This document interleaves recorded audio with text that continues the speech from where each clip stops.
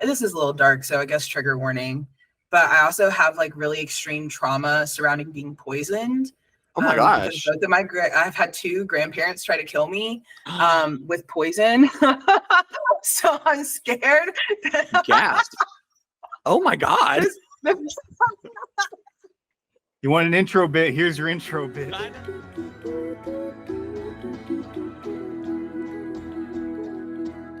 You're listening to Enhance, the podcast dedicated to highlighting real stories told by real people.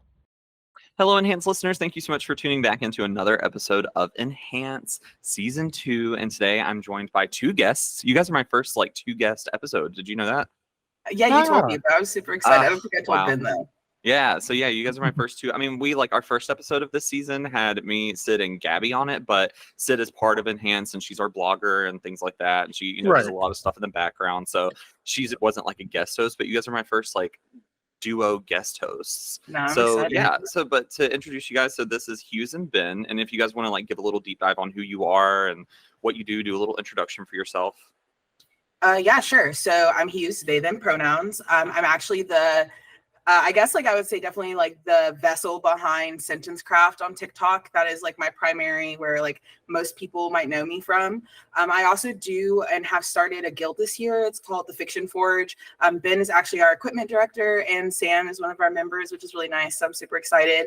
But the Fiction Forge is an artist guild that focuses on preserving contemporary North American folklore, the voice of the people. We have a wide variety of things and I'm super excited because we're gonna hopefully be able to really dig into the meat of some of the world changes that we're going through in the first issue of our magazine that's going to be coming out next year. So I'm definitely super pumped about that. And with the help of Enhance, we're coming out with a podcast that's going to go with it. So that's super exciting. Other than that, I'm just an artist. I'm a writer myself and I do read tarot and channel. I definitely would call myself a spiritualist, but I also have been calling myself an art moggy recently because I definitely consider myself a magician, but I focus more in on artists. And whenever it comes to my personal readings and my offerings, I prefer to work with creatives who are hoping to get out of feeling blocked so that we can expand our minds, expand our hearts, and hopefully expand the arts. So that's definitely a little bit about me, Hues. So definitely love that. Good intro, Ben. Hi, I'm Ben. You can find me just about anywhere under Sideshow031 as the @ or the tag. I am a they, them, hailing from suburban Ohio, 5 minutes outside endless cornfields and a half hour outside of Columbus. I get a mix of all of it and what has come together in the shape of me. I've been all over and I've done just about everything. I truly am a jack of all trades, and I've been through didn't finish a full degree under theater, but I almost had that under my belt. Opted for something a little bit more hands-on in that regard. Did graduate with an associate's though in heavy equipment, so I can do everything from running bulldozers to setting up stages for stage plays, and I have mixed the two in the past, setting up for I can't really call it an underground music festival, but I have done stuff in that general realm, and I am presently getting out of the labor field that I've spent most of my life in, getting into my creative roots, trying to make my way forward in life with that, because the labor side of things in current environment just isn't as sustainable as it used to be. Nice. Yeah. And so I just to give you guys a little bit of a background on where I met Hues and Ben too. So Hues and I met through TikTok, and we actually just earlier, because I was sitting here trying to think, I was like, what? How did we even connect? I knew that I saw Hues on my For You page, and I was like, I like this energy. And so then they saw, that's how we connected. Yeah, I know. I mean, we all have a little bit in us. It's okay. So, I'm gonna cry. But so Hues I just really liked their energy, and they had a lot more followers than I did at the time and everything. So I was just like, oh, I'm gonna go follow them, and I wasn't really posting regularly on TikTok yet, but Hues is also part of the inspiration why I was like, you know what, I'm just gonna go create. So I appreciate definitely that. Yeah, of course. And so but through there, my name on there. So I get really confused on like how TikTok sets up usernames versus like your display name. But the name that I show up as on there is the Sandwich. So, but yeah, so like you can find me at Sammed if you do, because that's what I am on everything. Because that's my like username, but my like display name is like the Sandwich. And so Hues was like, I like this, and followed me. That is actually like 100% what it was. I saw their name come into the display in a live stream, and I was like, the Sandwich, you are acknowledged. Because you know, I say that whatever. Like, I'm acknowledging people. They come in. To be blunt, it's a good name.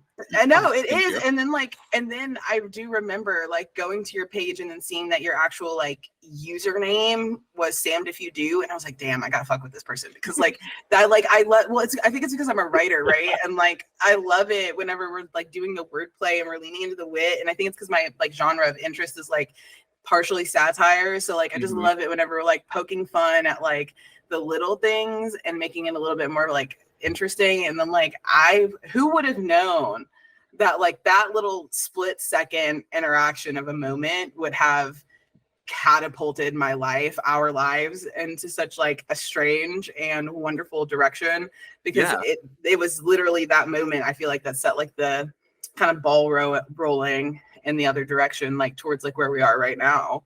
So that's so crazy, for sure. Can you guys hear me okay? Okay, there we go. Okay. Absolutely. Sorry, it wasn't showing that. It was like showing my audio, and I was like, oh God, did I mess it up? No. But yeah, so, and then I met Ben through the guild. Do you care if I like talk a little bit about that? Please. I don't want to like, is it No, okay?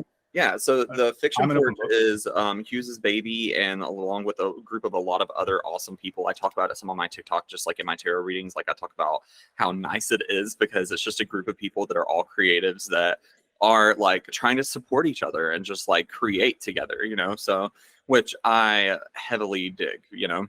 And so, but it's definitely fun. Yeah. And so I met Ben one day whenever Hues wasn't able to be in a meeting, because Hues is our like ringleader, our like the head of the leader of the pack and everything. So Ben ran the meeting one day, and we just had this like really awesome conversation. And I was like, what, like, where have these people been? But honestly, like, we've talked about this before too. Like, we were talking about this just a little bit earlier before we started recording. Like, I feel like I met you guys at the right time, because if I would have met you before, I wouldn't have been who I was supposed to be be able to align and like have such good vibing energy, you know? So it was just a really awesome thing. And I was just like, I want them on the podcast. So like, I literally like blocked out, I had 2 extra episodes, and I was like, they can either both be on one, like on a separate episode each, or they can be on one together, but I want them on the podcast. So they agreed to be on the podcast. And so we're all just kind of collaborating a lot. Like they said that we're going to be using, or Enhance is going to be using some of its resources to help build a podcast that's going to go in line with the magazine, which is called Gilded Periodically. Yes. And there's a whole fun little, if you want to do a little brief summary of why it's named that, I think I like hearing you talk about it, Hues. Yeah, I would love to. So part of the reason why we chose that, well, I'm gonna be honest, I don't want to be like we chose or I chose, because like to me it was divine inspiration. Like it definitely was something that was downloaded into my brain. Like it just came to me from my back mind, where most of the puppeteering happens. You'll hear me refer to like my mediumship and my spiritualist abilities as like being a meat puppet. Like they literally just like shove their hand in me and use me like literally like Kermit the Frog here, and it has me like messed up. So like I was feeling really stressed, because we were trying to integrate our project at the guild and integrate here at the guild. And like the way that we were trying to set up was way too institutional. Like it just really wasn't working for like the setup and the authenticity that the guild brings like to each individual. So whenever I was like trying to integrate all of that, it hit me from my back mind that we should do Gilded Periodically. So a periodical is a seasonal type of writing. Sometimes it can be an anthology, it could be a magazine, it could be literally a play that you do seasonally, could like fall under periodical. So periodically is just kind of like every now and then, and it makes it into like an adverb, or a an adverb, makes it into an adverb periodically. Yeah. So it turns it into an adverb, which allows for it to like be something that is like in action. But like the real kicker, the real ringer here is actually the gilded part, right? So we're a guild at the Fiction Forge. We are not a business. We might have like an LLC and an EIN and all that fancy shit, but that's just because we want to pay our taxes to the man so that we can like make demands of the man. So Yeah. the reason why, like, that's the reason why it's set up that way. But we're actually a guild. And so we focus on like training and honing and helping and assisting artists, both in a like from like a union standpoint to support them, making sure that they're getting paid and that we're paying them well, but also from like a training standpoint so that we're able to make sure that they get what they need to succeed, because so many artists can't get what they need to succeed because there's so many barriers. And like a lot of people nowadays like are kind of turning their nose to college, which is great. But whenever I was younger, I'm born in 94, it was so important for everyone to go get like a degree. So like that's a huge barrier. So obviously guild was something that we wanted to include because it was something that all of us was making. But guild itself has two separate meanings depending on the spelling.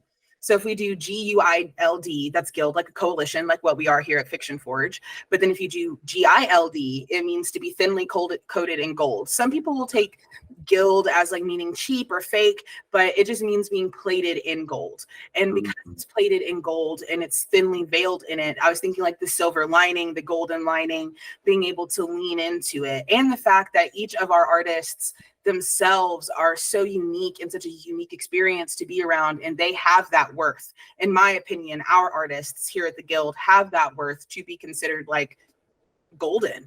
It is also a little bit of a commentary on like the golden child syndrome and the scapegoat relationship that a lot of us here at the Guild have experienced, which kind of also brings us to the other kind of inside joke that we have, is that gilded and jilted are misrhymes.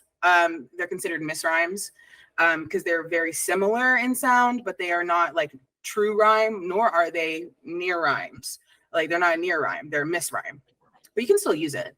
And to be jilted, right, is to be scorned, is to be turned away, is to be rejected. So when we think of it in all three terms, it's golden periodically. So periodically we're golden, we're doing okay.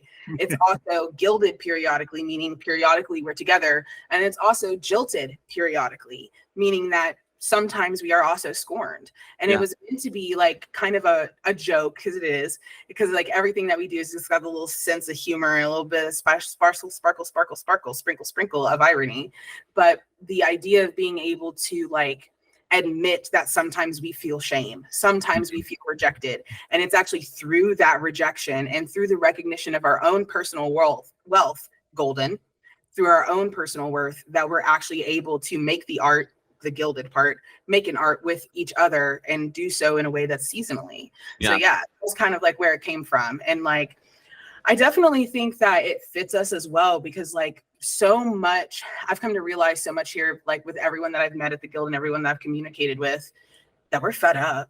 We're tired, man. Like we've been doing our best. Many of us here at the Guild like sold our souls to capitalism. Like we played the game. We went to school. We did our best. We did what we were told. Like we did what we needed to survive, despite the fact that so many of us knew that the system was already failing us. And so like I feel like us as a team being able to stand in our power with like our artwork being a reaction to our frustration is something that allows, at least in my opinion, like allows for us to be able to stand in like our truth a little bit more. And so that's what I was hoping that like from our name that we would be able to like, you know, come into a little bit. So and I think that's super cool with like the Sentence Craft brand too, because that shows how much sentence crafting is part of your like everyday life. It's part of your dreams, it's part of your goals, like that. Yeah. And like for anybody that wants a little more information on that, just as someone from an outside view, and I'm sure Hues can give more detail from their point of view and, you know, from the creator of it. But Sentence Craft was this, I really liked it. And I thought it was a very interesting thing that I think I've never really seen it. And it was actually one of the, I remember when I first saw you and was like, I want to follow this person, was when I saw one of your Sentence Craft videos. And I just remembered that. And I wish I would have remembered that before, because I know before you asked me about them and like asked me for feedback and opinions on them and stuff like that. And I just remembered like the first video that I was like, I really like this. It's basically using like intention. And to me, like, I like things that are multifaceted in spirituality. So like I'm a big like, you know, like I work with like, and I'm not gonna dive too much into it just because I typically don't talk about like magic and things like that on the podcast. We'll talk about it on Weird Wednesdays, but in my practice, I focus a lot on karma.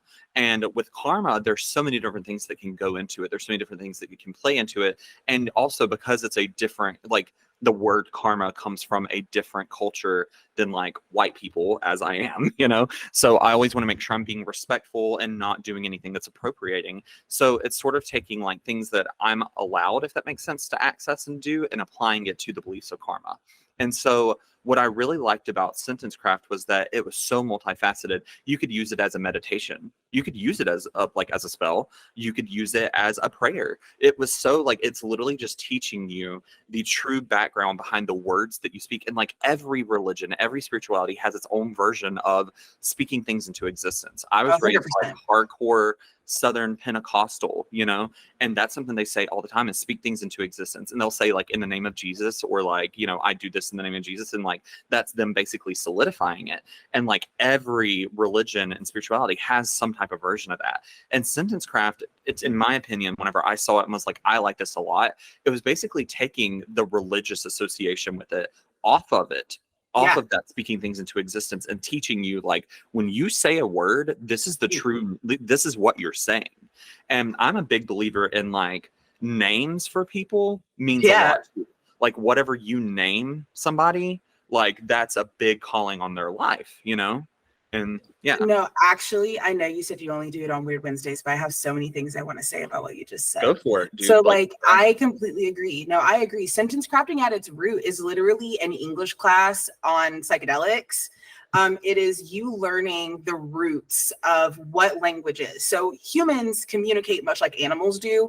The only difference is that humans also combine the sounds and vibrations we make to speak with symbols. And those symbols are sigils, if you're really wanting to get esoteric with it. So once you take something that is made of air, which is your speech, and you give it permanence with something like earth, because ink is earth, give it permanency with earth, you then have something that is intrinsically connected energetically. So whenever we are looking like at our alphabet and our numeric system, what we are visually seeing is a physical representation and a physical interpretation of sounds and thoughts that we are experiencing within like our earthly vessel. So whenever like I was a word witch for my whole life. Like I used to call, actually my old like username used to be that one, word witch, because like I was obsessed with words, and I have always been. Like literally the legend of Hues begins, they could read before they could walk. Then this is the absolute truth. Like I call my mom on the phone right now and she'll tell you that I could literally read before I could walk. And then from there, I just became, I don't want to call myself a prodigy because that implies that like there wasn't study behind that, but like it's my autism. Like my special interest became words and language, and how language is used to manipulate on a like mass scale, and how to harness that energetic frequency to help improve myself. Because, you know, I grew up with a mom who had like very low self-esteem. So she was constantly degrading. It hurts my heart because my mom's such a beautiful human. And like she was always self-degrading, it resulted in me learning that the only way to speak about myself was in a negative way. But once I started thinking about what I was saying and how there was like a literal cognitive dissonance between what I was doing and what I was saying, because I would be like, you're so unsuccessful, you know, you're trash, you'll never get anything done. But I was working 80-hour weeks and going full-time to school and was succeeding at all of those things and like putting my energy into that. So there was a literal cognitive dissonance, because yes, I was doing all these things and I was succeeding, but I wasn't having the self-talk and the like realness, the authenticity, the like real truth of like what I was saying did not match how I was really feeling, nor the results of my behavior. So whenever I made that, my ears ringing, whenever I made the decision to start talking about sentence craft online, it came from a place of wanting to show people that magic and taking control of your life and manifestation doesn't need to be complex. Actually, like it only needs like 4 or 5 things at the roots of most magical practices. So what I wanted to do was take something that was as accessible as English. It is the most widely spoken language in the entire world. It is the most accessible language, not the easiest to learn. So that's not what I mean by accessible. I mean accessible in the sense that most people speak it or have some experience with it. It is one of the most widely accessible languages. And in it, because it has been used for brainwashing and colonizing, it already has this frequency of like hypnosis. Mm-hmm.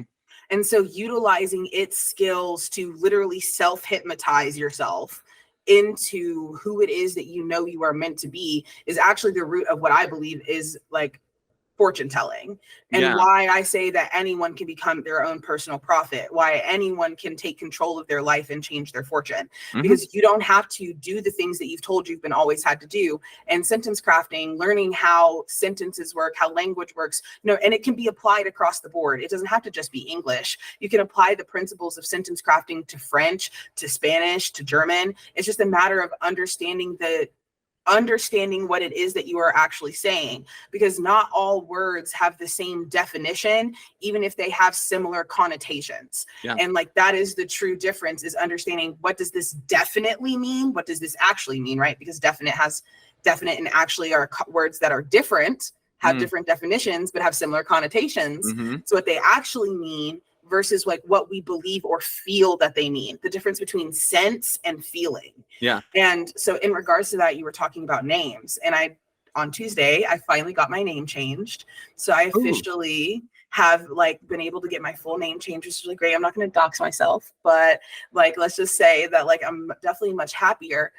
But what you were talking about is the importance of names. And actually the reason why I changed my name was because I needed to release the trauma that had been associated with the name that I was given. Because when I took my name, when you took my birth name and you did the numerology, the life that I was living, bro, was the life that was associated with that name. So freeing myself from the label and the life of that person, though I am still physically the same, my life will never go back to being that, because I'm not even remotely on the same vibrational frequency as that person anymore, because I've released it and changed my name and allowed it to become, I always say that my birth name was a curse. I know it came from a place of love, and that all parts of it came from a place of love, but it became something of a curse with the burdens of its namesake and what it meant to carry the weight of that name. So being able to like free myself of that and then name myself allowed for me to literally bless myself, so that I would be able to like free myself from like what was ultimately a self-perpetuating curse. And I mean, like, it was my ego that was attached to the previous identity, not me, right? I think So definitely. That's definitely like, and I think that is the biggest way of like taking back your power too. Like whenever people say things like taking back your power and everything, that's like such absolutely. a like a very huge way to do that. And I wanted to so I know that last time we were in the like Fiction Forge meeting, I talked about like I had always wanted to do a topic on toxic spirituality, and I feel like that kind of like this kind of pulls into that, and I feel like, because so there was an episode that I did last season with CJ, who's another member of Enhance, and she helps like run our social media. She does some editing for the podcast and stuff like that. So like she's just sort of like a Jill of all trades, And so it's like, and so she we did an episode though on toxic realism, because the way like you guys were talking about earlier about how like capitalism has just sort of like made us pessimistic as a society, but we're told that is what realism is. And realistically speaking, the truth behind realism, you take spirituality out of it, take luck out of it, take everything out of it. Realism is believing that literally anything could happen. Like literally anything good, anything bad, anything mediocre, anything literally in the middle, out there, all around, inside, outside, anything could happen. But we're told that being pessimistic is what being realistic is. Well, you have to be realistic. Like that's not realistic to believe. That's not, well, no, that's dissuading me now from believing that good things can happen. And whenever it was in 2021, I was working in a very toxic job that I hated. and I felt like I was running into like a dead end, and like I just wasn't like getting where I wanted to be in life. I wasn't able to save money. I was like kept saying like I have to be realistic. I have to save money, then I can move to Atlanta, then I can start following my dreams and working in film and so on and so forth. And finally, I just was like, I had a conversation with a really good friend of mine, and I talked about it in that episode. I forget which episode it is. I think it might be 6. I'm not sure, but or actually no, that's the grief episode. It's one with me and CJ. So if you go see like on there, her name is Christian Jordan, but like she goes by CJ, and so you'll see it on there, and it's Toxic Realism from season 1. But it in that episode, I talk about how I had this conversation with this friend of mine who he's Catholic and a theology teacher, but he's just one of those people that I've always been able to have like those really deep introspective like conversations with. And like when he gives advice that is spiritual, he always tries to make sure it's in a middle ground kind of way to where like anybody can take from it. And we were just talking, and in that conversation I had this really big realization. And actually, fun fact, you're also one of those people that does that for me. Like whenever I talk to you guys, like especially like for Ben, it's always like creatively and like on the creative side of things, I always have like these big realizations. But then with Hues, it's always spiritual. And just then I had like a really big realization and download that I'll like, I know, but I'll tell you guys about it like later. Like I don't want to like dive into it too deep here, because I'm like, literally, that's why I was like, my eyes got real big, and then you were like, my ears ringing, and I was like, stop, literally stop it. You know? Yeah. You know, I was almost not gonna say it, but like it was ringing, so I needed to tell someone. Yeah, literally, it was like right whenever the download happened, and I had this epiphany. It has to do with a reading that you gave me very recently too, and a reading that someone else gave, that Gabby gave me actually. And so like it literally like, yeah, I was like literally, that's why my eyes got huge for a second. But yeah, so what was I even saying? I lost. Oh yeah, so but in that episode I talked about how I was constantly telling myself I had to be realistic, and then it clicked for me that like I had lost all hope from being realistic. Realism, like in the way that capitalism and our current society has set it up, it like has made it to where we are not capable of growing our own hope anymore. We're not capable of making our own hope anymore and hope for a better future. And so I had to start, because like a lot of like, which I feel like this relates to being a manifester, like what we talked about, like with your type and everything. And you're like, you know, but even if you don't believe in that, like I'm the kind of person, just to give it like I guess a mental health kind of thing. Like you know, I'm a firm believer in like the way you think is the way you speak, the way you speak is the way you are is the way that you act, you know? And so like it all starts with thinking, you know? And so I'm a big person that believes though, like even though you have the power to change what you think, it's really hard for me to jump from point A to point B. So sometimes I have to find like smaller infinities and smaller steps between A to B. And so where my point A is I'm being pessimistic because I thought it was being realistic, and my point B is I want to be optimistic, I can't just jump there. So I have to find small steps between. So my next step was like, you know, once I realized that I was actually truly being pessimistic, my next step was I had to start basically saying like, okay, I believe, because I am realistic, I believe good things can also happen for me. So then every time I had a bad thought of like something I want to prepare for what bad could happen for me, I immediately after that said, okay, now what's the exact opposite of that in the positive position that could happen? And it like changed my life. Like just the thinking that way and talking that way had a huge impact on my life. No, When I think no, go ahead, Ben. No, when go ahead. in that same vein, the light bulb went off for me. I remember hitting college out of high school. My grandmother died the end of my freshman year in high school, and it really shaped the following 5 years.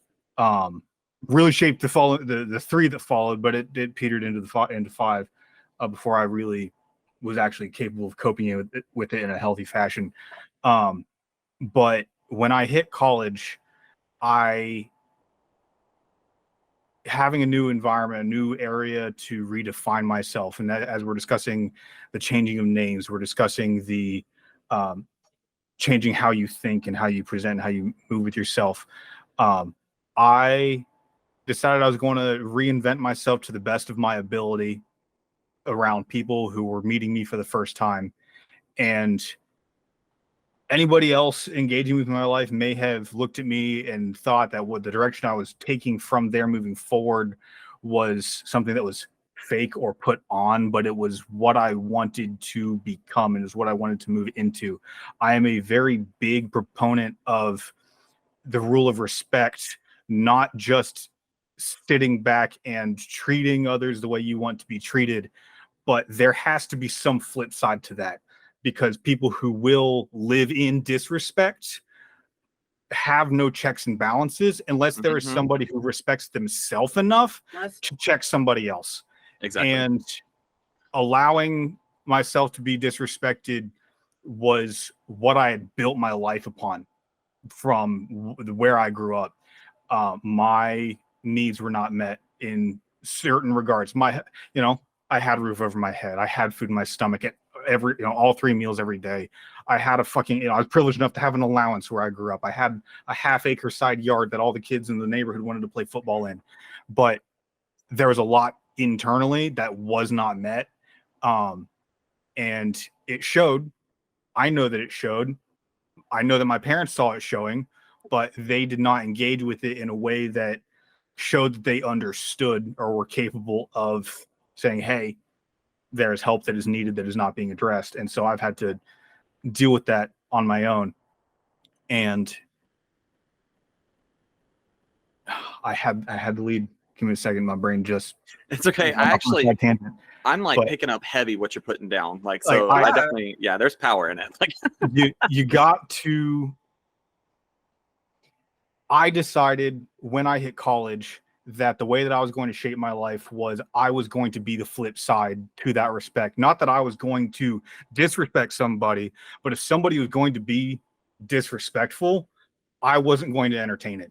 I wasn't going to allow them the privilege of being in my presence, because I know what I bring to the table. I bring a lot of good to the table. I bring good humor, good conversation, good ideas surrounding somebody. The town that I went to college in the first time, and I flunked out. I mentioned in the beginning that I flunked out of the first school that I went to, but I flunked out of the school because I was more involved in what was going on with the locality. I met a man, is good folk. At the time that I'd met him, he had spent over half of his life in prison, and he had learned a lot from it. And he had turned around and became he was even awarded, I think, probably even more than 1 year in a row, being the most prolific rabble rouser in the town. And one of the things that he would do is he'd go around and paint over graffiti tags and all people drawn dicks and windows and all kinds of other stuff. And he'd go with rattle cans and put up flowers, turtles, animals, aliens, what have you. He would do wonderful art piece spreads because he wanted to see more positivity. Like, he and I saw the same thing in how ugly red brick can be, and the way in which towns take shape and everything else removes a lot of the nature and divorces people from the nature. And he wanted to bring all of that back and start something and start a movement, because he knew from his own experience he couldn't affect the country or the world on a broad stage, but he could go down to the corner store, fix somebody else's tag that looks just like an absolute mess, and just throw up an art piece that people are going to actually like enjoy and appreciate. And that shaped a lot of what I was doing. And so I got out of the education that I'd signed up for and got into developing myself into being vocal about what it is that's going on around me, and exploring what it is within my own self that has me trapped in, like I said, the ugliness of red brick buildings and other things of that nature, industrialization, and all of these things that capitalism has gifted us. I mean, I know that's what it is for sure. But I had to develop myself into not just the person who sees disrespect happening and reacting to it, and being the karmic flip side of, treat others the way you want to be treated. You will be treated the way you treat others. And karma. And with that, I knew that because of the pain that I had seen around me and the pain that I myself had gone through in the slew of circumstances that I have stumbled into because of my neurodivergence and lack of understanding of what it is that's going on around me. I could observe what's going on around me, but not having the context, the true understanding of what it is that is going down and how that is about to play out in the next 5 minutes. I have gotten into rough scenarios I wish upon nobody on the face of this planet. But I'm here. I'm still breathing. I'm whole. And so I have to move forward and bring joy, bring the good things, bring a smile, bring a joke into circumstances, because they're just hurting too much. Yeah. People these days are just hurting too much all over the place. And I know that something that I can do is bring my happy, goofy, smiling ass out of my room, out into the public, out and meet and talk to people and have conversations like these. And I lose myself in conversation. I go down rabbit holes when I have certain interests and other stuff that get brought up, and I get really into the nitty gritty. My mind is a Excel sheet. And I feel that though. but I also get into conversations like these where it's just rolling off the top of the dome, and being a better person not only has helped improve the lives of the people around me. And, you know, and that's not just me saying that. People have told me that what I am. Actually, I would like to. Please. I was to say, I don't mean to interject, but actually, since Ben's talking about that, yeah, no, actually, meeting Ben changed the course of my life, 100%. Yeah. I was actually at the lowest place in my life that I've ever been whenever I met Ben. Yeah. I was working 60 hours a week, passing out in my clothes at a serving job. I had just watched my family home get sold out from under me. I had never lived or rented by myself before, and I was moving in with a friend who was from a very different economic background than me and had a very different economic network and stability system. So I was like really moving into the world of like learning how to take care of myself, because I was born with older parents. It helped in some ways. Like, I'm not saying I didn't have privilege, but at a certain point, like when my dad retired and he started to get sick and stuff. When my dad started to get sick and stuff, like obviously their money stopped coming in when my dad retired. And so any financial support that I was able to get from them, from the business that they owned, because they were business owners, like was gone. And I appreciate everything they did give to me. But like at that point, like I was really stepping into like individuality and like having nobody but me. And me and Ben had been talking for a little while, but around that time was whenever we had like fully started dating. And during the year prior to that, I had been experimenting with hard drugs, and it had resulted in a very bad cocaine habit, to be completely frank, which resulted in me becoming an even worse version of myself than I already was. And like, I've always been pretty much the same person. The person that's sitting here right now is the same person that was stealing drugs from my friends to be able to get high. So I didn't have to think about how fucking miserable I was. And I was miserable. I was being told from all different sides that, you know, that to be an artist, you had to work your way into earning it. That in order to have access to the means, you either had to go to school, be extra super talented, and also had been invested by before you were even 18 into establishing like your business and all of this other stuff. And I didn't have the support. I did have support, but I didn't have the support that I would have needed to have been able to be a success at that time, to invest in my artistic self. And not only that, I didn't have great financial literacy growing up. I had an okay example, but it did result in me accumulating almost $30,000-$40,000 in student debt and credit card debt before I was even 19, 20 years old. So I was out on the streets, moving into a new apartment, paying rent for the first time in my life. And I also had just begun this new relationship with Ben. So we didn't even know each other. We met online. So we talked for about 6 months before Ben moved to Kentucky, which I'm blessed and I'm so glad for, because obviously it changed the course of my life. But Might as well. I was genuinely a very toxic person to be around. I was still all the kindness, but I was the sort of person that if you annoyed me even a little bit, I would tell you everything that was wrong with you just because you got on my nerves. Yeah. And I wasn't pursuing the art. I had really fallen off of a high horse, I think, because before then I had consistency with making my art. And even though I was working full time at a different restaurant, but I was working full time at a restaurant, I still made space for myself, but I become so lost in the people that I was around. And the people that I was around were all complicit into their own personal oppression under capitalism. And then we're oppressing the people around them. So I just definitely wasn't a great person. Or I wasn't behaving like a good person. I definitely wasn't a great community member. Let me put it that way. And even though I was out there and participating in like making money, I never had it. And then in addition, in order to even cope with the fact that I was working these 80-hour weeks, like I was doing drugs so that I could keep up, so that I could live. And so when I met Ben during that period. And anybody that meets Ben in person can tell you this or gets to talk to them they're like sun. They're like the sun. I don't know if it's just because they're a Leo placement. That's what I was gonna say, like probably that Leo, that like bright, sun, But it literally it's not not the 3 foot of hair hanging off my head either. No, it just and the lion's mane. It's like it is like they are like the sun. It's like stepping out into like a wellspring of energy that is just available. And Ben doesn't get frustrated. I know that they get frustrated, but they don't get mad. Like they're very serious when they say like, if you're being disrespectful, it's like you don't exist. So like at that time I have BPD, right? Because of my autism being like not supported, it resulted in like personality disorder, which I think I've healed a lot of my like personal BPD traits, and I've really worked on them. I mean, I've been in therapy since I was like 10 years old. So I've been in therapy a long ass time. But whenever I met Ben, I didn't have a healthy communication style. Like I could sit and have a normal conversation like this, like I'm having with you guys right now.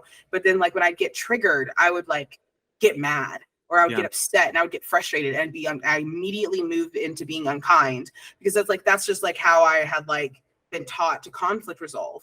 So imagine being like a toddler, because that's what it is. It's me being a toddler and an early teenager coming back up, bubbling up into my system and being frustrated, and then being received with nothing but unconditional love.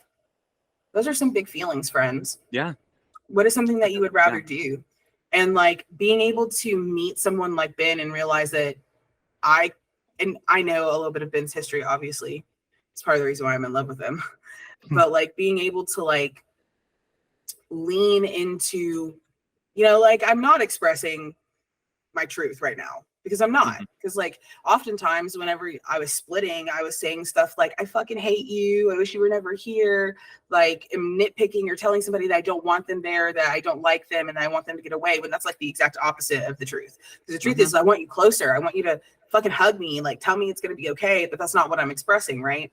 So being able to lean into the energy of being gently asked to reassess whether or not I am sure about the results that I would get, right?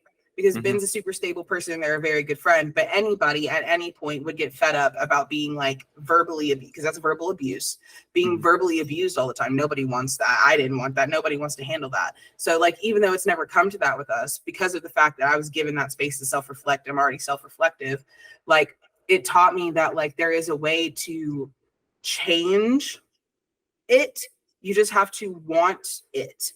And so one of the things that I appreciate about Ben as like a life companion in general is that they've always provided me with the space to be me and to learn what me looks like, because I know who I am. I just had never had anyone show me, what unconditional love and unconditional acceptance looks like. Yeah. And I think that that's the root, is because like I didn't have that to model. I didn't know how to do that for myself.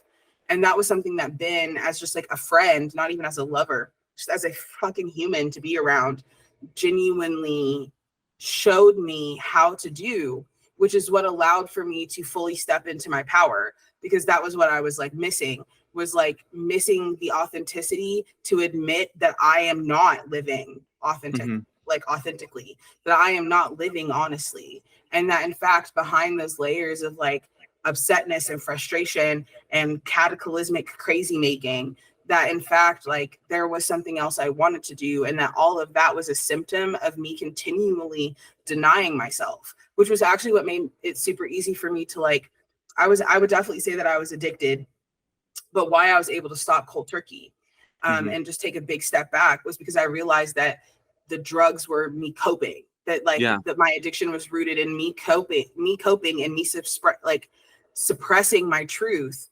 Because like my whole life I've been a psychic, right? My whole life I've been a spiritualist, but that's not well received by everyone. You're not just going to walk out to someone on the street and just be like, hi. Well, I will now, but old me wouldn't have done that. Wouldn't have been like, I'm a spiritualist that focused on helping artists connect to their ancestors and spirit guides to live their most authentic self.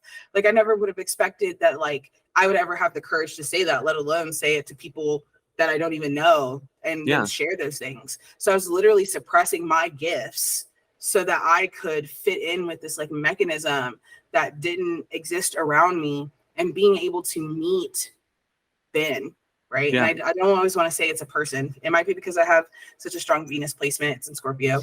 But being able to meet, well, and also my vertex is in Leo. So like my Mars is in Leo and my vertex is in Leo. And vertexes are apparently like your life event, like your horizon event. And so like Ben being a Leo, that makes sense. Like that it would be like that moment for me where I realized that like in order for me to stop being miserable, I had to stop making myself be miserable, because Ben is someone that in the worst of circumstances, they're still going to smile. It's kind of creepy if you think about it. Like it's going to be like the fucking world could be on fire and Ben's going to be like, hey guys. Hey now, some train wrecks are humorous. Okay. And like, you know, being able to know that like you actually have the ability to choose is what helped me like reinvest in myself and get myself back on the like right track. And actually it was like it was one of the first 2 nights of me being sober. I received a vision, was like when I received my first mission commandment, like my mission command about what I needed to do, which was like tying up loose ends. So it was a lot of like, you should go back to like my guides being like, it was like the first time I'd heard my guides in like 2 or 3 years at that point, like truly loudly and clearly. They came to me in a dream and they said, you need to go finish school. And then we're going to show you this really horrific vision and you need to be really cool about it. But you also need to be prepared for like, this worst case scenario. And then I applied for school, and then not even 3 or 4 weeks later, Corona started. Yeah. And then in that time, I was able to like finish school and like recalibrate myself and get back on track and finish these old loose ends that weren't even connected to me. But I wouldn't have even been able to see through the fog of the miasma of the curses that I had laid on myself because of the way I was talking about myself, if not for being able to meet somebody like Ben, who like gives like a breath of fresh air. I'm not surprised earlier when you said that every time you meet Ben, you leave creatively inspired. Because it's the truth. Because Ben is like it's so hard to explain. I know that we're supposed to be talking about authenticity, but I just this is authenticity. This is like, this is absolutely that conversation, Hunter. I just really feel like very like truthfully that like there are people that you will meet in your life that will show you what you are missing out on. And if you use that, if you use your opportunity of being in connection with them, even if it is for the fucking 5 seconds you see them on TikTok or whatever, to ride that wave to your own truth and be able to stand firmly in that, it will genuinely change your life. And I had spent so much of my life up until that point working on getting shit done. So I learned on how to get stuff done in the earthly plane while actively ignoring like what was going on in my mind, because I believe that creativity is connected to the soul. And I do personally believe in like the oversoul, meaning that all souls are connected in one way or another. All souls are a part of a larger matrix of lessons. So like me as the person that I am, being able to learn like just from, it wasn't obviously it's been almost 5 years now. It's over 5 years now, so it's not a brief encounter. But like my initial brief encounter with Ben during that period helped me recalibrate myself so much that I was able to understand why I wasn't getting the results I was getting. And it also something else that, and this reminds me of The Artist's Way, which is a book I'm working through right now. But something that Cameron says is that in order for you to unblock yourself as an artist, and I believe that all people are artists, every human being that is alive is an artist. You are an artist, you are a creator, you are meant to express and transmute. That's what humans are here for. We were gifted with the ability to speak things into existence and to create things with our hands for a reason. And it was to be able to spread our story, our truth, and inspire and teach other people. We're all teachers here on the earthly plane. Like if you're a human and you're breathing, you know, you are an artist. And by being an artist, you are a teacher for other artists to learn from. So one of the things that Cameron talks about is she talks about that the core to being able to stand in your identity is to be able to be in the present moment.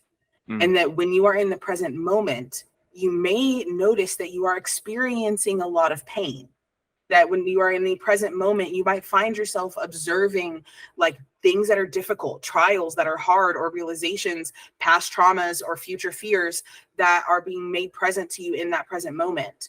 But that when you are allowing yourself to be present and seeing the signs and the symbols being presented to you by the universe that you are consistently creating around you, when you look back on those painful memories, you are not going to truly remember the pain. You instead are going to remember the signs and symbols from the life that you were living at the time that were the most relevant. I'll vouch And for that. one of the examples that they gave was when their mom died, they found themselves walking.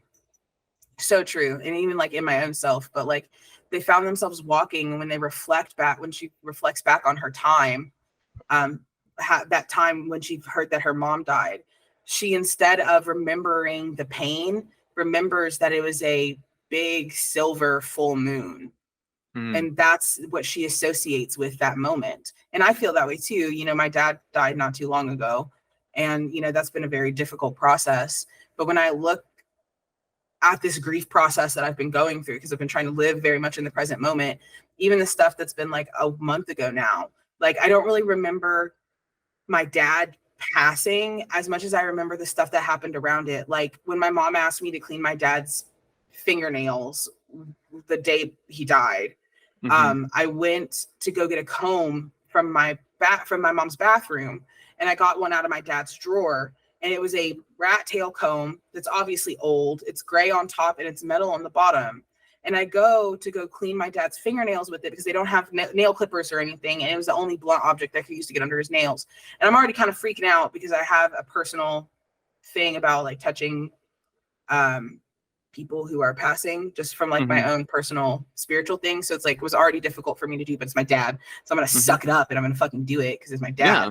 So I did it. And while I'm doing it, my mom says to me, "Did you know that that's your sister's comb?" And I was like, "No, I don't. I didn't know that that was my sister's comb." But I had gone into my sister's past. She's been passed since I was 5. My parents kind of think that we're like, I kind of think I might be a reincarnation a little bit, because she's actually I'm calling my sister, but by blood, she's actually my grandmother. And I was I was adopted by my grandmother's dad and wife. So my mom is my great grandma. Yeah. So we can get into all that a little bit later. But anyway, so it's actually like my great grandma's comb, and it was her mom's before hers. And we're standing in the house that her mom killed herself in. Oh and my God. This happened to go. I know, sorry, that's a lot, but like, no, that's okay. I just happened, and I had no idea. But I went into the bathroom, and I ended up picking up a literal inherited item that was going to come to me anyway. But that was my blood grandmother and great grandmother's item that my dad had been saving his whole life as a memory, like as a memento mori in his own. And I had no idea, and I just went and picked it up, and that's what I was using. That's what I was using to clean my dad's fingernails. And so when I don't think about, like, if I think really hard, I can remember the stuff that made me sad and traumatized me because it's so soon. But I feel like in 20 years, when the wound's a little less festering, that when I look back on that moment, I'm not really going to remember the stuff that like messed me up. What I'm going to remember is that I had a literal instinct, right? Or an intuitive instinct that had me getting a family heirloom and using a family heirloom to help my father as he's passing, like his wife and both of my past sisters, who are like my great aunt and like my aunt and like my great grandma, my great aunt, my grand aunt and my grandma. Like, I know it's complicated. It's Appalachia for you. But anyway, so like being able to do that, and like me, you know, I'm trans, right? I was socialized as female. So like knowing that I went and did that without knowing it made me feel like their spirit and like was there with me. And if I was not in the present moment, I wouldn't have retained that. If I wasn't there and participating and actually like aware of what was happening, like I don't think that I would have integrated like that as a moment of like almost like homecoming, or recognition of like where my duty is or that I am on the right path. And like something else I wanted to say about that really is just kind of me humble bragging on Ben, is just that like, you know, I had to help carry my dad's body out of his house when he passed. And that was very difficult for me. It was very hard because like my brothers wouldn't do it, but there was no one else that could. Yeah. So it was very difficult because that wasn't something that I wanted to do, and it traumatized me. But because of that, I was unable to actually carry my dad's casket to help him at all. And Ben, who is the newest member of our family and really like hadn't planned to do so, but Ben actually like stepped up into that role and filled that role. And I think that Ben would have done it even if we weren't even like together or anything, or if he was just a friend of the family, or even in a rando on the street. This is just the sort of person that Ben is. But like, you know, Ben carried my dad like to like his final resting place, like with my brothers and like with my dad's grandsons, like in that line, and like the admiration, right? Yeah. That I have for Ben, who, yes, I know he loved my dad. He's known my dad for 5 years, or they've known my dad for 5 years. But I know that Ben loves my father. But the fact that I know that Ben would do that for anyone and would have done that for anyone that asked him to, like the amount of resilience that Ben has whenever it comes to their authenticity as who they are and how they represent themselves is so rooted in kindness and spreading kindness in a way that allows for others to see their truth is something that I just find really, really like beautiful and like stunning. And so I just wanted to at least like mention that, because like that was one of the things that like when like Ben doing that helped me be able to properly grieve without having to worry about, you know, are they going to be able to carry my dad to where he needs to go? Like, are my brothers going to help, or like, what is going on or whatever? And it's just so like, I don't know. I think that that's like what we talk about whenever we talk about like authenticity, inspiring others, like you being you is what the inspiration is. Like, you shouldn't try to be inspiring. You should try to be who you are, and who you are is already inspiring. You know, there are so many things that I'm just like, I have so many things I want to say, like so many things. But I know that I know that you and I have talked a lot, so I'll give Ben a second, because I think Ben may have something they want to say, but I have some things I want to hop in and say in response to all of that, because that was just amazing. That was such a beautiful monologue. Like, that was like amazing. Like,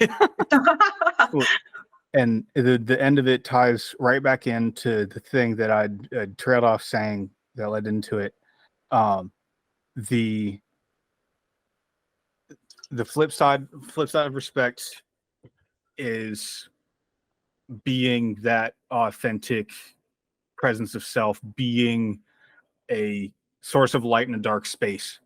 And I've seen it quoted a million times online, and it's cheesy when it's presented in a meme on a social media feed, but being your most authentic self, being a light in the dark, choosing the thing that is happy, choosing to be the person that you needed when you were younger. That's the thing I was talking about, is being the person that you needed when you were younger is so important and integral. I couldn't be where I am without having gone through the mile of shit and broken glass that it took to get here. And even if nobody else is seeing the bottoms of my feet chock full of shit and dirt and mud and glass, I am here and I am smiling because I couldn't, and the people around me couldn't, and I didn't have an example to show me that I could while I was in the middle of all that. But having gone through that to get to here, to endure that, I mean, I can stand and take a lot. I can face down a lot. Somebody could stand before me and start saying, just, you're a dog, and just diving down on a tirade of the most vile things. And I'll stand and face it down, because I know that what it is that's being said to me is either not being said in good faith, and I don't need to pay it a lick of any attention because it ain't me. You got the wrong one. You can wear yourself out upon the bulwark. Please get the hot air out. I would much rather deal with you in a deflated sense once you have winded yourself. Yeah. Or And Ben you're a doesn't hurt integrate kid, any of it. or you're a hurt kid exactly like I was, and you are saying things that I couldn't say because I would have been beat across the mouth for it. But I also know that if it's something that you don't say and internalize, there are terminal consequences to that. Yeah. I have lost people because of that. Because somebody couldn't speak out and say exactly what it was that was on their mind, even if the thing that was on their mind was something that just needed to see daylight, be conversed for 5 minutes, and either shoved in some internal crevice that never sees daylight or is worked out through therapy in some other fashion, only by recognizing that therapy was needed because those things were brought to light. Being the person that I am, being somebody who assesses what is before them and finds a spot that they can enact something in some way to undertake the task and say, this I can do. You know, I can't bring the moon to you, but I can build you the rocket there. I have the internal tools. I have the material. I have the knowledge. I have the know-how. And I have made the connections that help me cover the ground on the areas in which I can't. But I know what my shortcomings are. And so I know where I need to reach out and say, hey, I need help with this given thing in this specific way. My speech surrounding that, be it the ADHD, TISM, and everything else fed into it, may be long-winded, but I can't pull you into this thing and tell you what I need and trust you without providing the context for the circumstances of the need that I am having. And that's a big component of why I can't talk to my father anymore, and why I haven't been able to talk to my dad in over a decade, well over a decade, as a matter of fact, is my dad always wanted to shortcut every one of my mental splinters and say, stop, summarize, tell me what you need. And what I needed was somebody to listen, somebody to actually be there and hear not just what I was saying, but what I was saying with what I was saying. And discussing my excitement or my ideas surrounding a given thing instead of kneecapping the idea and saying, well, that won't work because this. It's like, okay, that idea, what happens? You could say, what with that idea, what happens when it encounters this? Leading with curiosity. Gives me the opportunity to say, oh, okay, this design is weak because of that. Let me buttress this whole thing with something supplemental or an entire redesign of what it is I'm working with. And I had to find that a decade too late because the one person that I had to model that off of didn't give me that, or was away on business trips or a million other things. And so it's led me to be a 29-year-old baby who has parental issues because I've got a father who wants to look at me and say, that's not how I raised you. And it has taken every ounce of my being not to look him in the eye and say, you're goddamn right. It's not how you raised me, because you refused to. You worked a full-time job and then some to put me through daycare and public school and being a latchkey kid. And you weren't there to pay attention to what I needed. And so the growth that I had was elsewhere. Yeah. You had to find your way to be authentic on your own because no one taught you how to. Absolutely. Yeah. So just to kind of bounce off of that, like this is one of the things that I like, just from one of the many things that I was like, wow, when you guys were talking, like, this is one thing I wanted to kind of go back to, because I think there's so like such power in it, because people sort of like underestimate their ability to go even deeper inward. you know? Oh yeah. And like, I am such a deep, reflective human being. Like what you said, like I, you know, I feel like that's why we all three just kind of like clicked, is because we're all just naturally deep and reflective. I have talked several times on this podcast alone about how I had really toxic traits that really affected people, and how there were things that I've done that was sort of abusive to people. Yeah. And that doesn't mean I was a bad human. That doesn't mean that I had a bad heart. That doesn't mean I'm not an empath. That just means I had toxic traits that were my dominant traits, and therefore I was a toxic human. I'm And then guilty as going through well. therapy. Yeah. And like, I feel like there's such beauty in being able to, one, look back at that and like not proudly say, because like even that day that we were doing our meeting, like kind of like powwowing through the partnership between Enhance and the Forge and everything, I was talking then about how, like, you know, I say this all the time, like, I'm not proud of who I used to be, but it's important to talk about these things so Yeah. that other people can feel comfortable growing, you know? Ownership Like, ownership itself should not outright be taken for pride. yeah, I mean, exactly. you hear the way in which the love of my life speaks about me. We hear the things that you have to say about me, and like, I appreciate these things being said about me. I don't hold myself with an inflated ego and head because people think these things about me. I'm still going to move forward in the way that allows me to be the most authentic individual, that allows me to grow, because I know there's still growing that I haven't done as yet. Yeah. And there is going to be growth. Whatever shape that takes is still going to need growth. Yeah. I am the one who did the things that I did. I know what I did. There are things that I have done that I will take to my grave that I won't tell a living soul about. Yeah.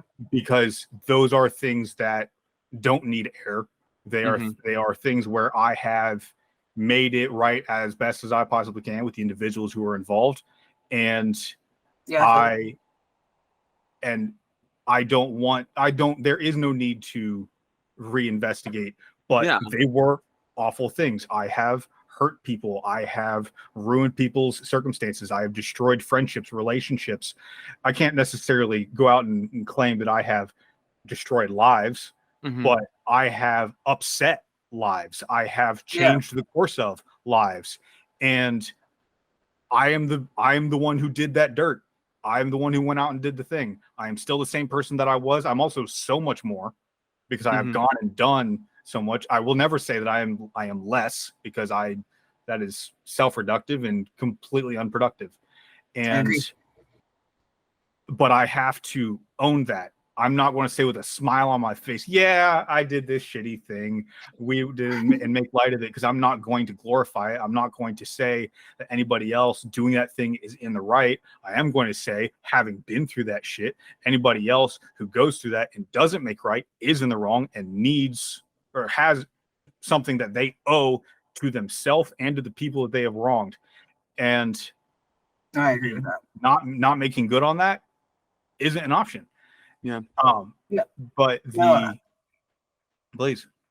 No, sorry, I don't mean to interrupt. I was just gonna say that, like, I really, I think that's something that me and Ben have in common. Is just that, like, I definitely was a toxic person. I had toxic people to model off of, you know. Exactly. And like, I definitely knew that growth was possible, but kind of like Ben was saying, like, something about being an adult, I think a core for me of recognizing, like, and integrating so much about myself and my healing to get to this point where, like, I can even talk to other people about the shit that I'm ashamed of, right?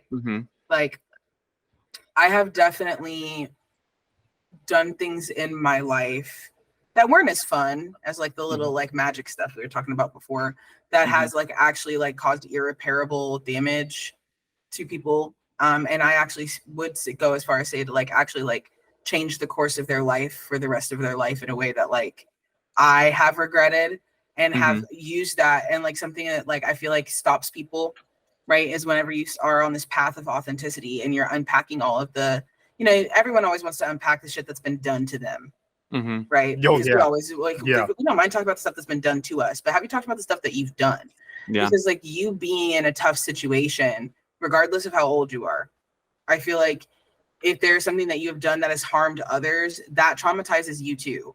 When you traumatize someone else, it traumatizes you because it puts you in a position where you are, like, negatively hurting yourself, and you have done something to hurt someone else and to cause harm to someone else, right? To it, like, marks your soul. It does. Oh, It yeah. changes who you are. So Mhm. in order to get to who you were, the person you were meant to be, the person you are, right? Your authenticity, yourself, your light, you have to be willing to look at the darkest, deepest pits of the things that you would never share. You have to at least get honest with yourself. Even if you never share it, I always say, even if you never share it with anyone else, like you have to get honest with yourself about the things that you have done that have hurt other people and harmed other people, because those things have shaped who you pretend to be or how you mask as well. And like, you know, a big part of the reason why like I'm an advocate in the way that I am is resulting in me wanting to reduce harm, having been someone who has caused massive harm. And I do think it's important that, like, you know, we talk about reparations, not to make it too big scheme, but like we talk about reparations all the time and what reparations are supposed to look like. And most people think it's like, well, you just want me to pay off, you know, the work that you did or that your ancestors did as like slaves. And no, reparations is restoring families, restoring community, restoring things back to the way that it is. And in a microscopic way, the way in which I am working now, right? Because I am I'm a Capricorn, very Saturn oriented. So a lot of what I do every day, even if it's just hanging out with people I like, I consider it a part of my life's work. So like my part of the way that I'm working right now is how can I do justice and like restorative justice to the people, places, and systems that I have harmed, that I have manipulated, that I have utilized my privilege over in a way to get ahead? And how do I change the world for the better so that the things that I felt like I had to do to survive, because that's what it's rooted in, those things, I still believe that the teenage version of me and the child version of me that made these choices that actually harmed people in the lifelong scheme, like I do understand why they did those things. And I honestly forgive them for doing them. It sucks that they were in a position where they felt like that was their only way out. You know, no one should ever have to feel like they have to hurt someone to be free. So like in general, like knowing that and owning that, what that looks like is making sure that I can make the changes, even on a microscopic level in myself, or even just my community, or even as far as making a community like the Guild to be an example for other communities as a way to give those reparations and restore like justice and restore hope to the world so that more people don't have to go through what I went through. Because I don't believe, and I feel this is the same for everyone. And I feel like I'm a good person now, and I feel like I'm a good example of a good community member, a good neighbor, as your neighborhood fortune teller. But I really do feel like I am a good example of a good neighbor. But the only reason why I'm able to do that is because I was built to survive that. If you put just anyone in that, they might not end up like I did. They might not be able to get over the harm that they've done. They might not be able to save themselves. And so any chance that I have to help someone help themselves before they're even in trouble in the first place is something that I want to be able to do as a part of like what I owe myself, like what Ben was talking about what I owe myself to make things right for the harm that I did to be free enough to help others. And so like I genuinely believe that like when you are doing this like mission to return to yourself, whenever you're healing from your trauma and trying to free yourself from the things that are blocking you, there is so much of it that we don't realize is us blocking ourselves because we would rather not talk about what we had to do to get where we are. And like it's like a shame almost covers that. And so one thing I want to do, at least with my life, is shine a light that's so bright that people realize that even in the darkest of nights, even with the worst things that you've done, if you were doing it to free yourself, to get back to who you were, to get to a place that's safe, that itself does not make you a criminal, that itself does not make you someone that needs to be demonized, and that there is no shame in survival. So I hear the intake of breath, and I do want to give you the mic, but I also want to throw a last line or two following what he had to say. And sometimes, yes, you do got to make good where you can. Opportunity costs being opportunity costs, variables being variables, human beings being human beings. You don't always get the opportunity. Sometimes you fuck up. Yeah. You just do. You make a mistake, something goes wrong, and you burn a bridge, nuclear atomize the bridge, what have you, and you cannot make good on what you did. The only true penance is figuring it out inside of yourself and being a better person for it moving forward. Yeah. So many amazing things, and that's something that I just wanted to like that was one of the things I wanted to revisit. So I'm glad that you guys kind of wrapped it back around to that, was that like anybody can be a light. You know, there was this conversation that I had with someone a little while back, and there's somebody that's been on. Actually, I'll say it because I feel like she'd be fine, and if not, then I'll just edit this out. But it's Parker, and we did an episode in season 1 about liberal Christianity, because she and I both grew up very Christian, very conservative, and whenever I started becoming more like educated is when I started becoming more liberal. And I know that a lot of people that I talk to, like a lot of Republicans and a lot of conservative people, they get really offended whenever I say that. And they're like, well, I'm educated. And it's like, I hear you, and you may be educated, but you're educated on the things that support what you believe. I became educated on the things that did not support my belief. And then I might change my belief, you know? And so but we were talking about that, and she is still a Christian, but she's still very liberal. And she and I have a lot of similar beliefs on a lot of things. And it just it was a cool episode to show like everybody's growth is different, you know, like where I found that Christianity wasn't right for me, it solidified that Christianity was right for her, and that she wanted to go and basically show what Christianity in her opinion should be, that it should be being more Christ-like and be loving, not controlling. Be more people like that. Yeah.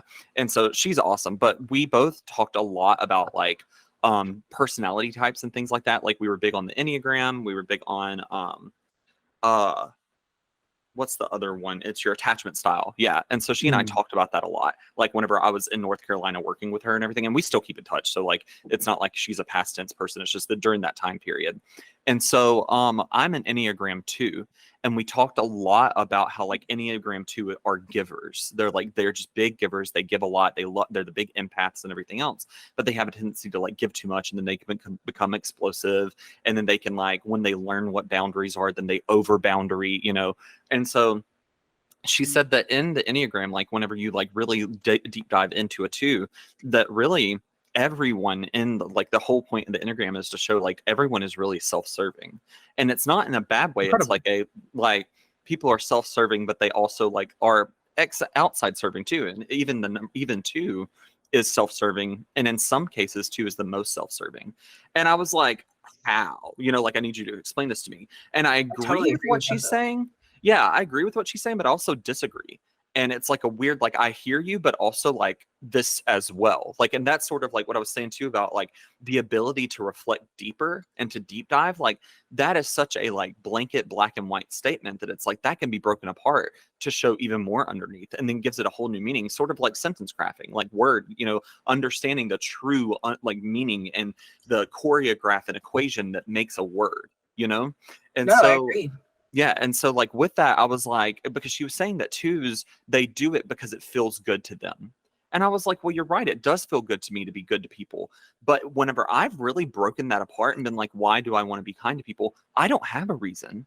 It's just something I feel. Like there's no deep like, oh, well, this is why I do it. Sometimes it's putting myself in someone else's shoes. Sometimes it's empathy. Sometimes it is that like self-serving sort of mentality, but not in a negative way. We should all be self-serving at some point. Seeking but like pleasure is self-serving for sure. Yeah. But I think in a like, good way. Yeah. And so like there was this incident where just this instance like here recently where I had a friend that was driving through Clanton, which is where I live, and she's a friend that lives in Mobile, and so she was visiting friends in Birmingham, and she stopped by Clanton so we could grab food together. And so we had to go to Walmart because she was having some tire trouble, and she was like, I have like a mechanic back home, I just want to make it home. And I was like, oh well, we can go get a can of Fix-A-Flat. That's, you know, good old Southern like Fix-A-Flat from the Walmart, you know. And I was like, we can go do that, and I can put it in your car, we'll check your tire pressure and go on. And she was like, you can do all of that. And I was like, yes, I can. And so we were doing it, and this car with these 2 older men pull up next to us, and they're like, hey, do you guys know where this road is? And I was like, I don't, like, maybe I can pull it up on the GPS and try to give you some directions. And the dude was like, I've pulled it up on my GPS. It's just confusing me. Like, I don't understand. And they were like older dudes. Like, and I mean, that's not me being like, oh, the older generation doesn't know technology. Just like he was confused because he was an older dude that didn't know technology, you know? Yeah. And so I was like, let me see if I can pull it up on my GPS and maybe I can point you in the right direction. And so I started trying to point him in the right direction. He's like, can you pull it up on my phone? Well, then his phone wouldn't pull it up right. And so finally I was just like, the simplest way to do this would be me just show him where it's at, you know? And so I was like, I'm trying to get my friend back on the road. She has a 3-hour drive. Let me finish this. And if you're cool with it, I'll just get in my car and you can follow me and I'll take you wherever my GPS is saying to go. And they were like, yeah, okay, cool. And I was like, yeah, if you'll give me like 10-15 minutes to finish her up and then we'll be good to go. And they were like, yeah, that's totally cool, you know? And so I finished up with her and she said, and she didn't mean anything weird by this. She was just like, oh, racking up your good karma for the day. And I immediately stopped and I was like, that was the first moment that I thought about the fact that I was doing something like out of the ordinary or out of the norm, Yeah. And she's a kind human too. She is a very kind human being. One of the That most would have been more caring people, dangerous for her than you. Yeah, exactly. And so, but also just like, that's something that people don't think about doing a whole lot, and it's like, if you have the ability to help somebody, do it in a way that won't be dangerous for you, Yeah. And so like, I literally, I was just like, well, it's not karma. And I was like, it's just the fact that like, it's empathy. Like if my mom, who is an older woman who is confused by technology and gets confused very easily, if she was lost somewhere and there was a young person that was capable of showing her where to go and showing her what to do, I'd want them to show her that kindness, Yeah.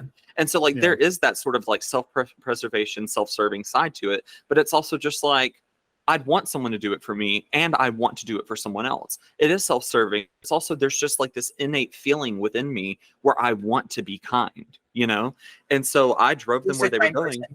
Yeah, and they like asked me, they were like, do you want any gas money for driving us out here? And it was like a 20-minute drive, but in Clanton, like anything can turn into a 20-minute drive. You know what I'm saying? Like you're driving back roads, like it's a, and so I was like, no, it's fine. Like y'all just have a good day, because like a good deed isn't a good deed if you expect something in return.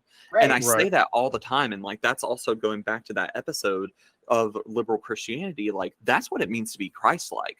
Like I genuinely believe myself. Like I love Jesus. Like I'm pagan. I am a witch. I also love Jesus. But Jesus based as fuck. Are you kidding? I know. I feel like me and Jesus and Buddha would be besties. Yes, and see, there's a lot of documentation that suggests Jesus traveled to India and like studied, or was it India? It was somewhere in Asia, like studied Buddhism during his life, but that never got included into the teachings in the Bible. But if you look at a lot of the things that he teaches, it is direct like copy and paste of parables that were taught in Buddhism, and it just That's so funny we're talking about this.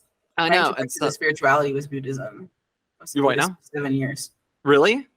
That's so cool. Yeah. And so I love Jesus, and I believe, and I have some different beliefs than what like Christianity says about Jesus. But at the end of the day, I believe we should all strive to be Christ-like, because he was the definition of like, hey, let's break the status quo. Let's stop judging people. Yes. Let's let's take a minute and like reflect on ourselves. Like you without sin cast the first stone, and so but that, all that aside, like to me, like that is what being Christ-like is about. And I posted something on Facebook, or I didn't even post it, I just shared it. It was just a picture that came up. And it was this picture that these people were sitting in like an art gallery, and they were looking at this painting that was a depiction of hell. And there were like people burning and like demons or whatever, like standing up on these like rocks and stuff like that.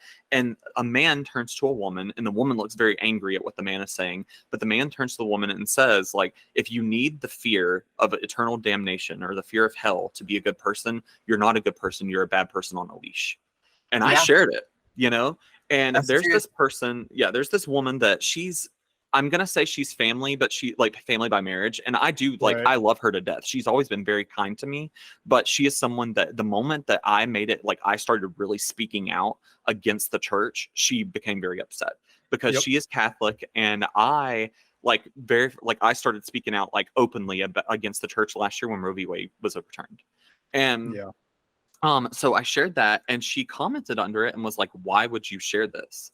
And I was like, and I was like, well, it's because like I saw it and I liked it and I agreed and I shared it same way you would do, And so I just went in and was like, Jesus was the best of us. And Jesus according to the Bible, Jesus had no reason to fear hell, had no reason to be afraid of hell, because he was void of that. He didn't have to go to hell. He chose, according to the Bible, chose to go to hell and took the keys to death, quote unquote, but he never had to suffer in hell. He never had to burn in hell. He had no reason to fear hell. He was just a good human. He was a good person. Even if you take it all away and say, well, I don't believe in God, I don't believe in this, I don't believe in that, that's fine. But Jesus, as a human, was still a good person and spoke out against judgment of others, spoke out against sexist laws. Oppression and colonialism. Yeah, exactly. And like, he was just a good human. And that's what I'm like, we should all strive to be that way, and that's, to me, like I'm so grateful that even though I'm not a Christian now, that is something that I've carried with me, is that like love for Jesus and that like wanting to be Christ-like. And that kind of takes me into like the whole thing about like what you guys were talking about with parents and everything, like the ability again to look inward and to break down things is like, my mom, I love my mom so much. And I moved back to Clanton primarily for her, to be with her, because she's older and she needed people that she could rely on and things like that. And like, I lost my dad my freshman year in college. And so I've already lost one parent, and like, I just don't want her to be alone. At the end of it all, I don't want her to be alone. She and I have had a lot of differences in life. And once upon a time, I would have said she was a bad mom. But now I wouldn't say that. She's a very good mom. She's a loving mom. The things that is quote unquote wrong with her isn't about her being a mother. She has things that are like trauma on her own, mental health things on her own. And me being able to, like, that was a big thing, was like, I had a therapist that, like, she was a great therapist. Like, she would hit me with them, like, straightforward, like, blunt, honest, you know what I'm saying? Yeah. Oh yeah. And she actually shit originally that makes you go, yeah. oh. And so what was so funny, what you said about having BPD and everything, like, she originally said that I had symptoms of somebody that would have BPD, but I was too young to be diagnosed. And she said that there was a lot of stuff that I could have ended up being diagnosed with. And she said, I feel like it could be BPD, but I feel like it could also be something that has been undiagnosed from childhood, that we really need to learn some of these coping skills to unbox, And so she started teaching me a lot of the ways to like manage emotions and manage behavior that like she would teach somebody who had BPD. And that helped me unbox my undiagnosed ADHD. And so like, once I was diagnosed with ADHD and got on medication and everything and started becoming regulated, it like helped a lot. But one thing that she said during that whole thing was that, because I was talking about my mom and I was like irritated and upset about something, and she was like, gosh, and she was like really listening to me and really receiving what I was saying. And she was like, how hard is it to realize that your parents are human beings too? Fucking difficult. Annoying. And I was like, incredibly difficult. Yeah. And it, like, when she said it that way, I was like, damn, you're right. Like, my mom is a human being. And so for a while, like, I had a lot of anger at her, and like was like anger at her as a mother. But then I realized, like, her problems, like my beef with her, isn't about her being a mom. It's about her like with things that she had not dealt with, just the same way that there were things that I hadn't dealt with that affected other people. Like there were toxic traits that I hadn't worked through that affected other people. It had nothing to do with her being a mom. One of the best things she's ever been is a mom. Yeah, I feel that way about my mom too. Yeah. And so like realizing that and separating that really helped me like forgive her and move on. And like with my dad, it was a very similar situation where like he had a lot of health issues, and he was not a great father. And I'm just going to say that, like, for lack of a better way to word it, he was not a great father. He did a lot of things to, especially my older siblings, that made them just like not want anything to do with him. For me, he had done a lot of things to me, but he had less time. So I was less scorned, like he died whenever I was 19. No, I was 19. And no, I was 18. And so he died whenever I was 18. And so I like had less time to become as scorned as what they did. And when he died, he had only been back in my life for about a year and a half. And so there was something like, even though I was like dealing with a lot of immaturity, a lot of toxic traits, a lot of like not forward thinking, there were these random moments that I genuinely believe it was my like, because time's not linear, and my belief, and I'm sure you guys believe the same way, I truly believe it was my future self, like sending a message back to my present self at that time. And all of a sudden, there was this day that he was trying to call me, and I finally just like, something told me, go ahead and just talk to him. So I talked to him, and he had several strokes. So it was really hard for people to understand him. And so he had been like practicing how to say this to me so that I could understand him, because I'm also hard of hearing. You know, we talked about that before Right. too. And so he told me he wanted to get lunch. And I was just like, I immediately was getting ready to be like, no, I don't really want to do that, you know, blah, blah. But then I had this deep like feeling that was like, do it for future you.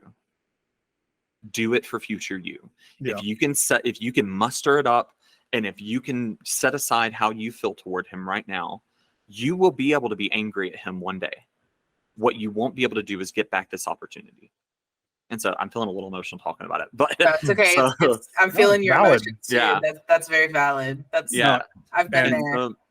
And it happened in a very split second, but it was like in that moment, it was like, you know, the dramatic part in the movie where there's like a close up on my face and you're like, what is he going to decide? And I was just like, okay, when?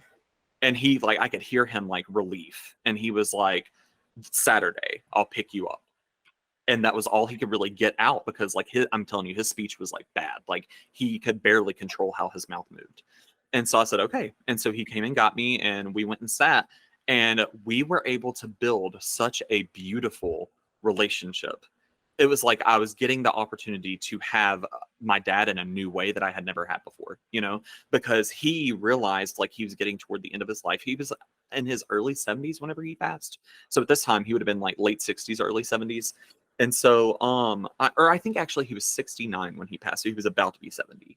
So he knew that he had a lot of health issues, and of course, like he still could have had a lot of life to live, you know, but because of all the health issues he had, he knew he knew it was coming to an end. That's how my dad was. And so, yeah, I think we had talked about that before too, because you and I had like very similar like experiences building up to that too. Yeah. And, yeah. And so, but with that, he was just trying to reconnect with all of his children, and none of his other children, which no shame on them, like that's their right, but they didn't want anything to do with them. And so I he knew, you know, and so I opened that door and allowed him back in. And I basically just didn't get my hopes up. I was just like, you know, if he doesn't show up, he doesn't show up. But like, I'm going to give him the opportunity, you know? And so once a month for that like year and a half, we would go grab lunch. And because I'm hard of hearing and rely on reading lips so much as it is, I learned the way his lips moved. So he didn't have to practice talking around me. I just learned how he spoke now. And so we would be sitting in like getting lunch, and we would just be talking back and forth, understanding, like I'd understand him perfectly fine. And he would be like talking really loud, but I wouldn't notice because I'm hard of hearing. And I'd look around and people would be like staring at us because like they just hear him basically making these garbled noises. But it was like, it is funny. No, it is funny. It's because like, imagine just like these two people that like are basically yelling at each other, because I hadn't learned volume control at this point, because I was so like, I lost my hearing and I was starting to gain it back, but I lost it when I was 16. So I was probably like 16, 17 at this time anyway. So I'm like yelling at him, understanding what he's saying. He's yelling garbled noises at me, and I'm understanding everything, and we're laughing and cutting up because we're just both big personalities anyway. And it was just this nice, beautiful, like, it was the first time that I was like, my dad and I get to exist in a space that no one else does. You know? And so when he died, it was like, I had such a peace. Like, I was like, I'm able to grieve. I can grieve. Like, I am allowed to like go through the full, like, I don't have anger at him. I was able to release that, you know? And later on, I did have anger that came back up, but I was at peace, able to deal with it because I knew that I had given him something. You know what I'm saying? Like, it wasn't like I like didn't like, there was no regret around like, gosh, I should have let him back in. I should have done this. I should have done that. It wasn't anything like that. It was like, or any unanswered questions. Like, I gave him the option to show me what he could be like as a dad, and he showed me, you know? And whenever he died, I've had a lot of problems, and I'm going to be very brief whenever I say this, just because I don't want to like out it, because it's also their business and everything. And like, everyone has a right to privacy, but his kids, cause I have no full siblings. I only have half siblings. And so to me, like, those are my siblings, you know, and like also have adopted siblings, and those are my siblings. Same. And so, but his kids, we just like, there's such like, my oldest sister is 52 or 53 now. And like, I'm 26.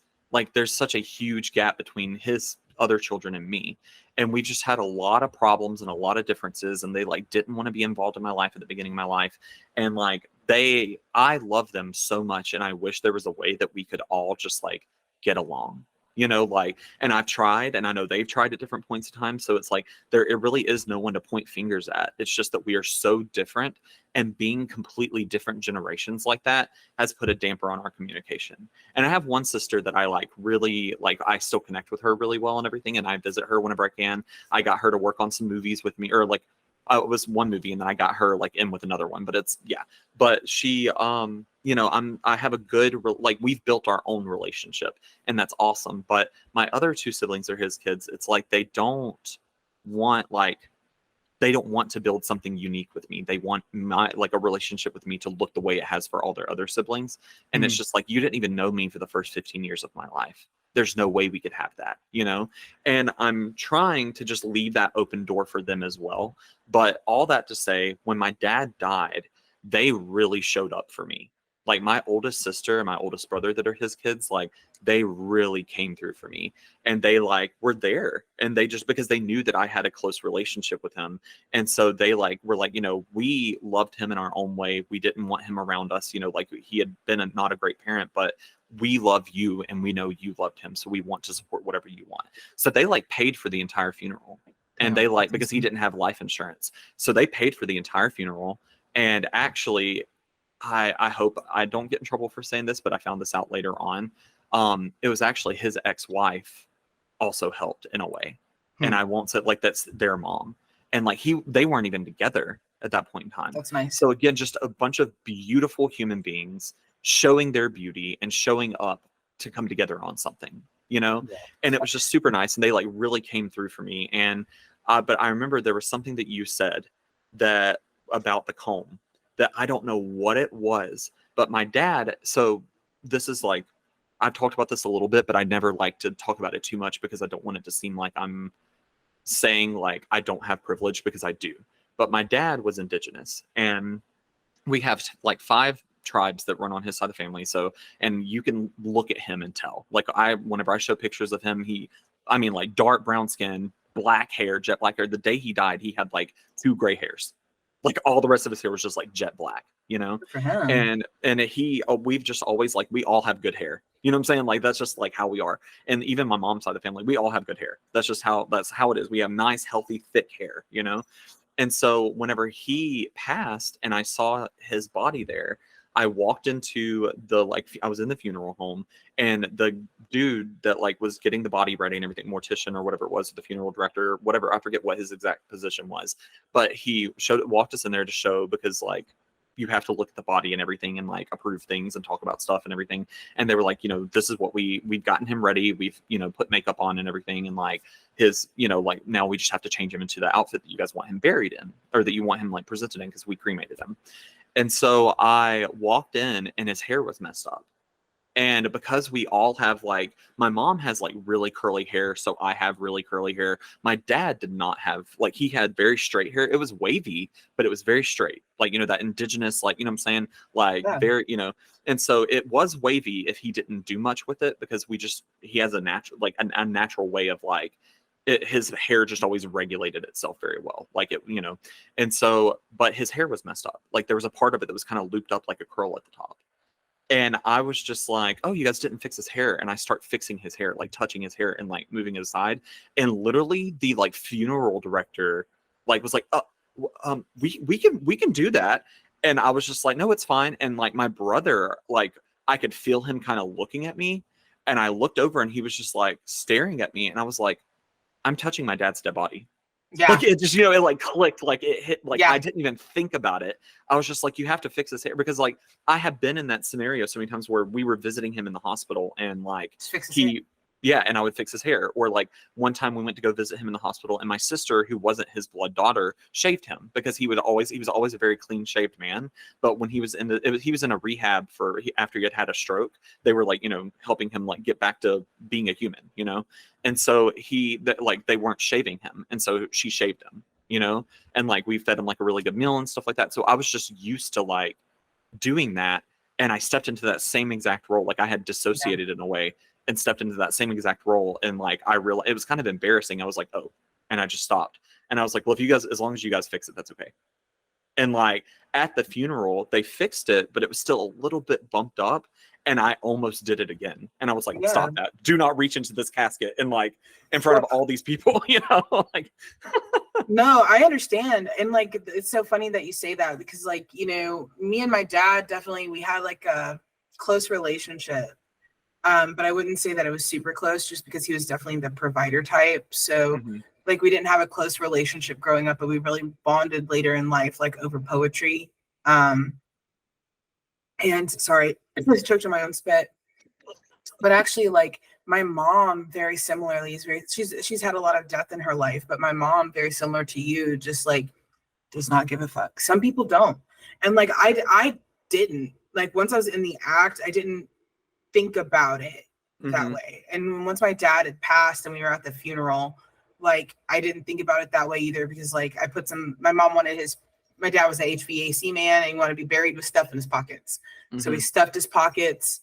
I refused to put my hands like in the casket and into his pants to put anything in there just because like that was a little bit too much for me. I think it was a lot to ask of me in general, but like I didn't really mind that. Because like I touched my dad's hair and stuff, but when I was putting this stuff in his pockets, I became acutely aware that he was not in the alive, body. like not in the body anymore.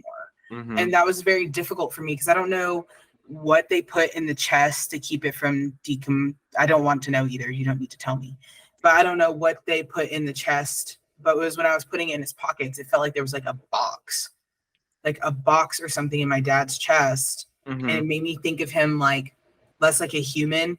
He was a human, but I like realized like he was like a doll, you know, because they make dolls out of wooden boxes as like the chest or something. And it made me feel so strange because like I have this like I said, I have this thing about touching the dead. I think it has actually nothing to do with death and everything to do with me being a writer and everything to do with all of my magic and all of my energy being concentrated in my hands. Like in my hands and in my like, so one of the big things that I've always said, like once I have the extra money, like I'm gonna get hand insurance because like yes, I can write afterwards. You know, if I lose my hands or something, like I can still write. There's still ways to write, but right now as it is, all the money and all of the stability and all of the like sentence craft and my brand and the guild, everything is made with my hands, like literally made with my hands.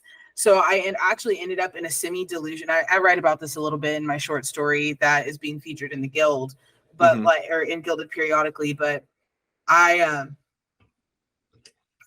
when I cleaned my dad's fingernails, you know, I have, sometimes I get delusions from where I've like I mentioned before, I have done like psychedelics. So like that's kind of left over from healing my mental health.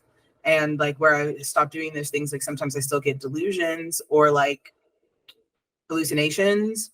And so I had this when I was cleaning my dad's nails, I heard in my head, and it was totally not real at all. Sometimes I'll hear spirit in my mind, but this was not spirit. This was myself, where it was like, now your hands are going to rot off. Yep. And then my nails, and I'm not even joking about this when I say this, my nails started changing colors after that, from like my mind literally convincing myself that because my hands are made for creation. They're not made for death. They're not made for destruction. They're not meant to handle. I know I'm a Scorpio and that Scorpios have so much to do with like rebirth and death, and being Saturn ruled means that sometimes you're around a lot of death, and I'm fine with that. But like my hands are not meant to bring about harm or be a conduit for death and disease and destruction. And so I had to go through this whole thing where I stopped writing. So like that happened, and I went home and I was able to write out.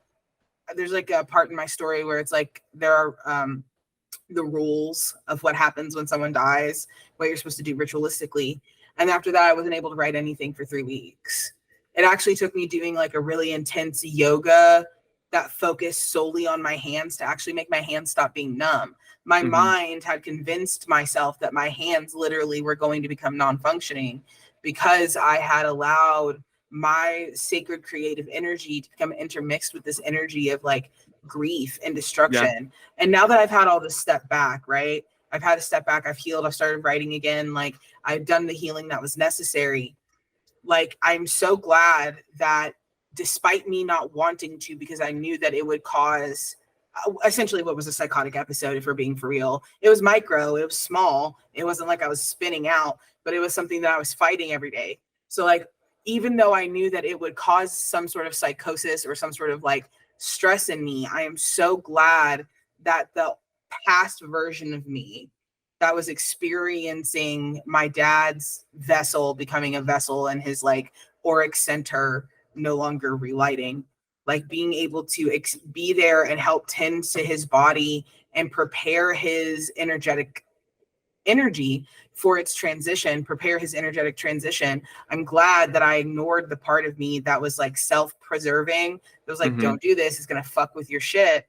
And instead I put that part of me aside and allowed myself to be in that present moment, because I think that it actually, much like what you said whenever you were talking about you had space to grieve, because I'd shown up and done those things, I didn't have regrets. Yeah, you showed up and No, I do. And it's so funny because, you know, we were talking about earlier when we were talking about like Ben's parents and like some of your experiences with yours and even mine, about how they're human and about how they have traumas as well. Something that I think has radicalized me into the person that I am, and it's something that is very true to my personal authenticity, is that I was abused by my parents. You know, my dad was an absentee father. I loved him, but he worked 24/7. And when he was home, he was asleep. So my mom, and she's a very beautiful, kind, amazing human who deals with a lot of trauma and mental health issues herself, was saddled with running her business and raising their family. And, you know, they lived on a 10-acre farm in the middle of nowhere. My mom was someone who wanted to be a suburban mom. She didn't want to be alone. She wanted neighbors. You know, and my parents made a habit of raising kids, like even if they weren't their own. Like I'm the only officially adopted child, but they have a lot of the people that were at the funeral for my dad were actually people that my dad had raised, that my dad had influenced and had raised and had brought into his home and provided for, which is so beautiful because so many people don't get that stability. Yeah. But whenever I started this healing journey and was trying to release the animosity that I felt towards my childhood, because like, again, we as humans were very much like, I love to talk about what was done to me. Like, this is what they did to me. This is why I'm so reactive and all of these things. I leaned into understanding. It's not necessarily understanding why they did it, but what I'm going to do about what they did. Yeah. Not why did they do this, but what am I going to do about what they did? Like, what can I do? Because like, whenever I think about the why, I can come up with a million excuses or a million reasons or explanations for why I had to suffer, for why I experienced my trauma. But when I look at the traumas that caused me to become traumatized, they aren't even my parents' fault. Like, they, as an adult, they do have their own rights and their own choices. But much like the traumas that were passed on to me, the curses, the bad habits that were passed on to me spiritually, like my parents had to fight those too. And I know how fucking hard it's been to break the curses. So how can I expect my parents who had less emotional support, right? Because most of our parents, I'm again 94. So most of the people that have parents around the age of mine, and mine were on the older scale of millennials, right? So my dad died when he was 84. So, or right before he turned 84, excuse me. But being able to look at what they had, they might have had like the fiscal structure that we talk about where they could buy the house and that school actually worked out for them, but they had zero emotional support. They had no spiritual support besides the church, and the emotional support that they got from their grandmas who were shit talking their parents to them.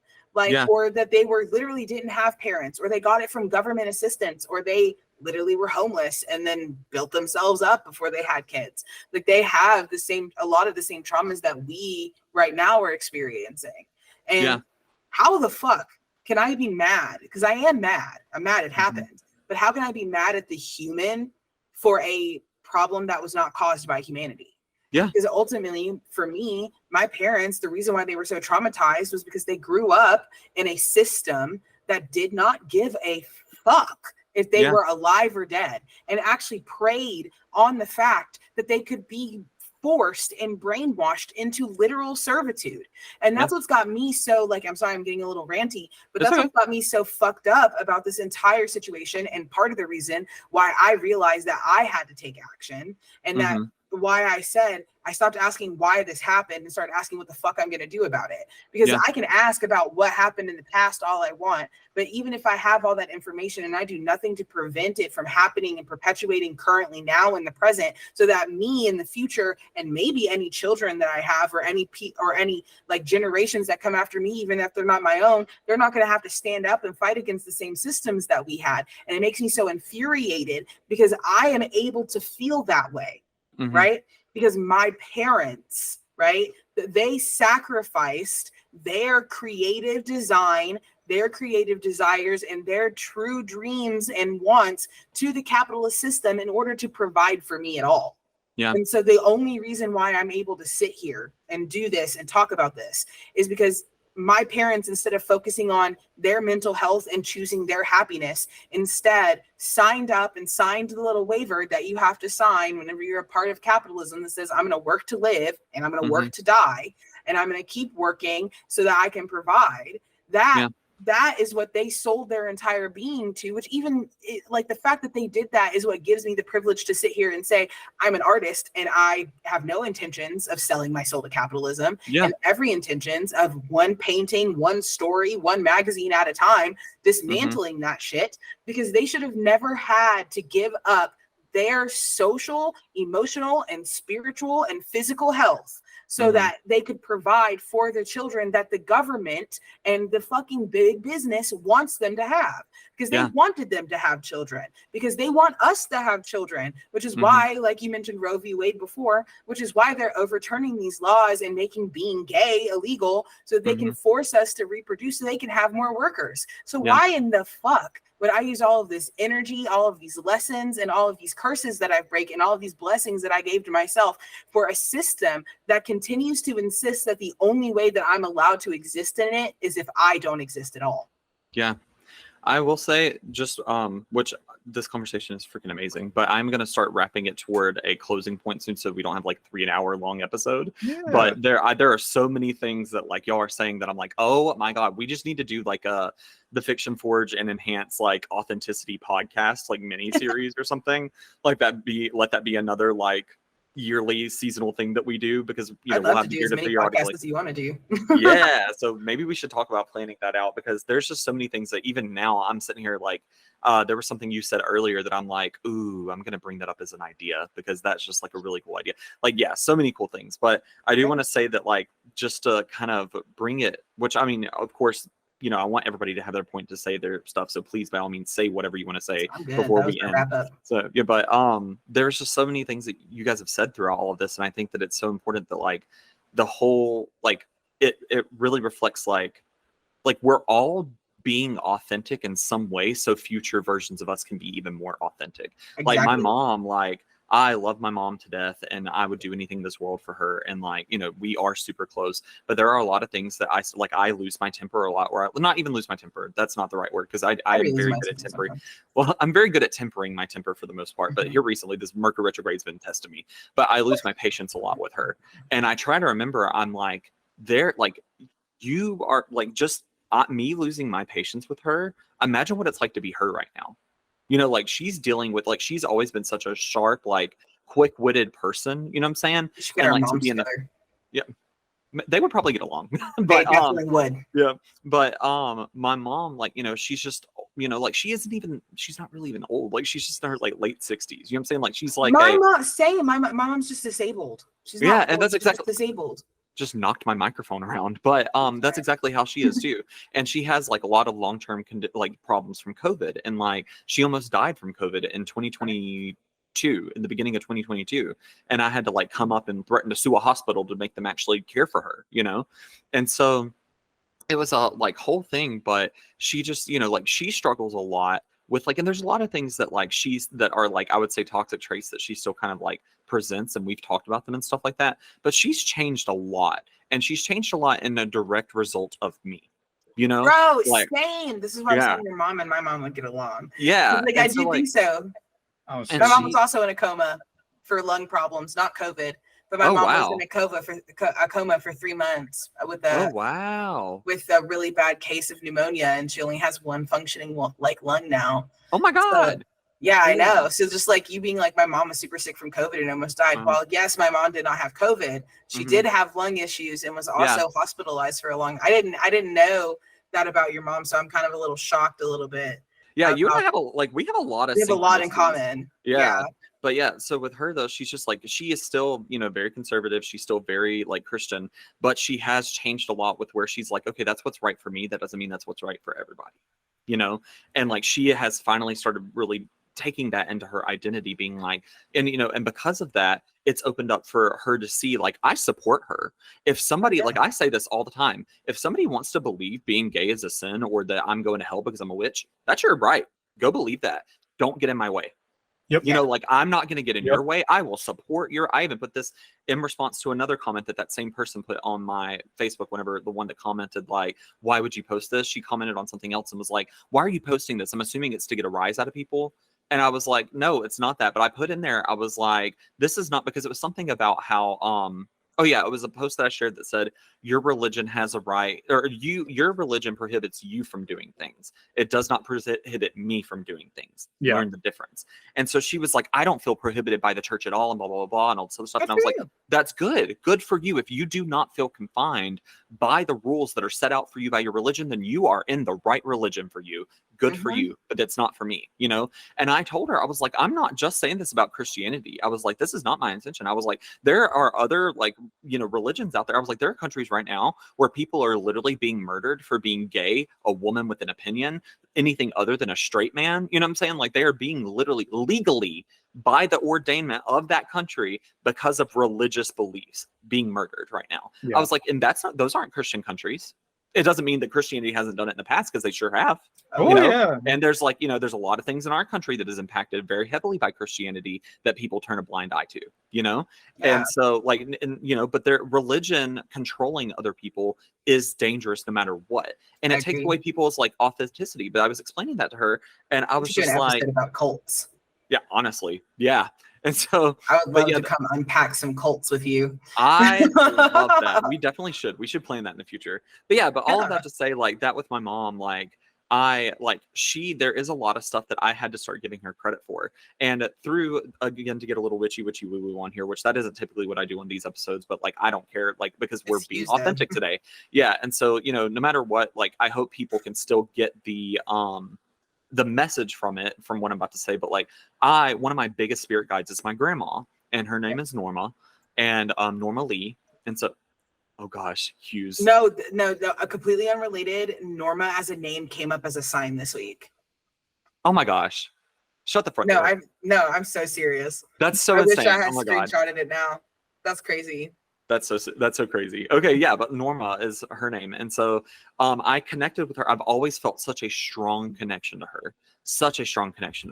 And I've always felt very drawn to her. And I would always ask my mom questions about her. But my mom's parents died when my mom was like Norma died when my mom was 18. My mom's dad died, and his name is Curtis. And he died whenever she was 10. And so, but I've always had a very strong connection to Norma, and I've always just felt her with me. Even whenever I was like a Christian in church and stuff like that, I always just felt like her presence was there, And so it was whenever it was in 2022, my friend Debbie went, and she's a unit publicist in New York and everything. And she's like, we've worked on movies together and stuff like that. And there was a little running joke in season 1 where I kept forgetting to ask her if it was okay for me to say her name. So I kept going, my friend's that's a unit publicist, and so that's why now I say Debbie, the unit publicist. It's just a funny thing. But she paid for me to go to a medium reading, and the medium reading was cool. It was fun. It was a good time. Like there were some messages from my dad, there were some messages from Debbie's grandpa, but there wasn't anything really significant until this. And the reader, she is a hoodoo priestess, and she's located in Mobile. At the shout out to them, not sponsored or partnered or anything like that, but they were just really cool. I think it's called Conjure South. Yeah, Conjure South Apothecary in downtown Mobile. It's beautiful. I mean, it's just like an awesome store, and it really like amazing representation. I mean, like, like it just black owned businesses. I mean, so anyways, but so she did this reading and everything, and she told me, she was like, She was like, there's someone that keeps saying this name. She was like, there's a woman. And no, she keeps saying normal. Does anybody understand like what she's saying? Like, she just keeps saying like, it's normal. It's normal. It's normal. And I was like, yeah. And she was like, and I was like, I don't know. And she was like, do you know what this is? And I was like, no. And she was like, normal. Normally, what is normal? Like, normally what? And she was like, normally, normal. And she was like, it's a name, normally. And I was like, that's my grandma's name. And she was like, okay. No. I was like, oh. And she was like, do you know who that is? And I was like, yeah. And she was like, that's your grandma. And I was like, yes. And so this was like the first time in the reading that like, when it happened, I was like, all right, this is real. You know, so like, she's really coming through. Yeah. And so she was when like, names okay. come through like that, it's crazy. Yeah. And she was like, okay, your grandma wants you to know that, you know, even though you two never got the chance to meet, like literally this is what this person is saying to me. She's like, even though you two never got the chance to meet, she wants you to know that your feeling and connection to her is real. And she is here with you, that you are her unfinished business. And like, you are going to you're going to correct a lot of things. Yeah. And she was like, you are going to correct a lot of things that, that she basically put into motion as a parent, you are going to correct as a child. And so like, it was that moment, I wasn't really sure what all it meant, but now I'm like, I'm the one who came back to take care of my mom. I'm the one who's been back to be here with her. And Norma, which, you know, like I love her so much and we have such a strong connection. And one thing that I always wondered was like, would she care that I'm gay? Would she care that I'm gay? You know? And so, but in that reading, that medium said, she wants you to know that it doesn't matter how she would have felt when she was alive. Because I didn't say this about she didn't know we were talking about myself, or she may have, but like I didn't bring up my sexuality or anything like that. She just said, you know, there's something that you've been wanting to know about how she would feel about it if she was alive. And she wants you to know it doesn't matter how she would have felt when she's alive, because she's passed and has clarity now, and she loves you for you, and you are exactly who you're meant to be, and you're going to be her unfinished business. Like, you're going to be the one to set her free and let her be at rest. And so I'm the one who's come back here, you know, and there's several points where like I'll lose my patience with my mom, and I always just feel this like firm hand on my shoulder that's just like a comforting hand. And I'm always immediately like, it's Norma. She's like reminding me like, hey, you know, a lot of this stuff that you're having to deal with is from mistakes I made in my life. Please just like, I'm here with you. I'm giving you comfort. Take a breath, breathe. I'm here with you.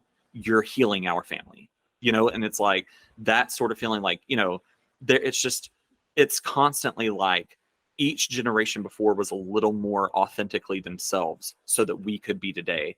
And we're being authentically ourselves to the maximum that we can, so the future generation can be even more. I say it all the time, like, I don't have kids. I don't know if I ever will have kids, but my nieces and nephews mean the world to me. Even if I don't see them all the time, even if I don't talk to them all the time, they are a huge motivation for every single thing I do. And I say, you know what, it may be scary for me to be an outwardly gay man that is a business owner, that is liberal, that is pagan in a small town and everything else. And it may be scary for me to use my voice this loud, and it maybe even be dangerous at some points, but I'm going to do it loudly and authentically so my nieces and nephews can do it even louder. Yes, so much so. I resonate with that so much. Whenever you were saying that that every generation before us was a little bit more authentically themselves so that we could be, I stand by that so much. So something that I say all the time on my platform, and even to like literally, like, I know that people might think that my platform in some ways is like curated, but it's not. Like, everything that I say on Sentence Craft is the same stuff that I talk about with my like real everyday friends, and I say the same like almost quotey shit like a walking like Hallmark card or something. But something that I always say is the greatest ancestral veneration that I can practice as a living human is to live my life as authentically as I can, as truthfully as I can, and to honor the artistic path that my ancestors rejected, not because they wouldn't have enjoyed it, not because it wasn't what they wanted, but because they had to, so that I could stand here to curate and allow for whatever generations come after me to be able to continue to make the art that their ancestors had to put down so that they could feed us. So the greatest act of ancestral veneration is to be you, Even if the grandma or your grandpa or your great grandpa was a bigot, you have the choice and you are allowed to be who it is that you are meant to be, even if it does not align with the values that they instilled here on the earthly plane, because those values may not have been in alignment with their truth. And instead were just them trying to survive so that you could exist and get to be you. Yeah. So I stand by that for real. I think that was a very beautiful story. Thank you for sharing that. I also am very close with my mom. So like my mom's mom, my grandma is one of the spirits that like I think I integrated with and like started working with very young as one of my spirit guides. And it's so funny that you said like you feel like you're your grandmother's unfinished business. I feel very similarly in the sense that I feel like I've mentioned before that like I feel like I'm like a little bit of a reincarnation of my sister, and I feel like a little bit like I'm a reincarnation of my grandma in the sense that like I feel like reincarnation is a bloodline thing, right? But like I feel like when my mom's mom died, my mom was very young. My mom was 16, 17 years old. And when her mom passed, that was when she became children and my mom couldn't have a girl. And while, yes, I don't identify as a girl, I am the girl that my mom prayed for. And I am the girl that my mom raised, though I am not that now. And nor was I ever really meant to be. But in that and through the realization of the relationship that I have with my mom, because I also came back to my hometown to help support my dad and my mom as they have gotten older. I think that I'm in a me and my mom are like soulmates in the sense that we continue this like mother-child cycle. And like I was my mom's mother and my mom was my mom's mom's mother. And even though I was adopted by my mom, I am still my mom's mom. Yeah. The only way for me to be able to be here, while I do not, and I was parentified, but I do not consider myself like the caretaker or the only caregiver. I feel like a community member for my mom more so than like the person that's like solely in charge of her, because she still has like her mind and she's still able to make decisions. Yeah, I'm definitely a support. Like when I say that I feel like I'm my mom's mom, I don't mean like I feel like I've had to raise my mom or that I'm obligated to. But I genuinely feel like the lessons that I am healing from and the lessons that I am learning and the curses that I am breaking for my mom were things that were laid on her by her mom and by her mom's mom. And that part of our healing of the cycle is just being able to break the lack of like support surrounding the authentic identity. Because when I started telling you this, right, I said, while I am not a woman, and I'm non-binary, I was socialized a female, and I am, and I was, and I still am the answer to my mom's prayers, because what my mom wanted was someone like her, and she got someone like her.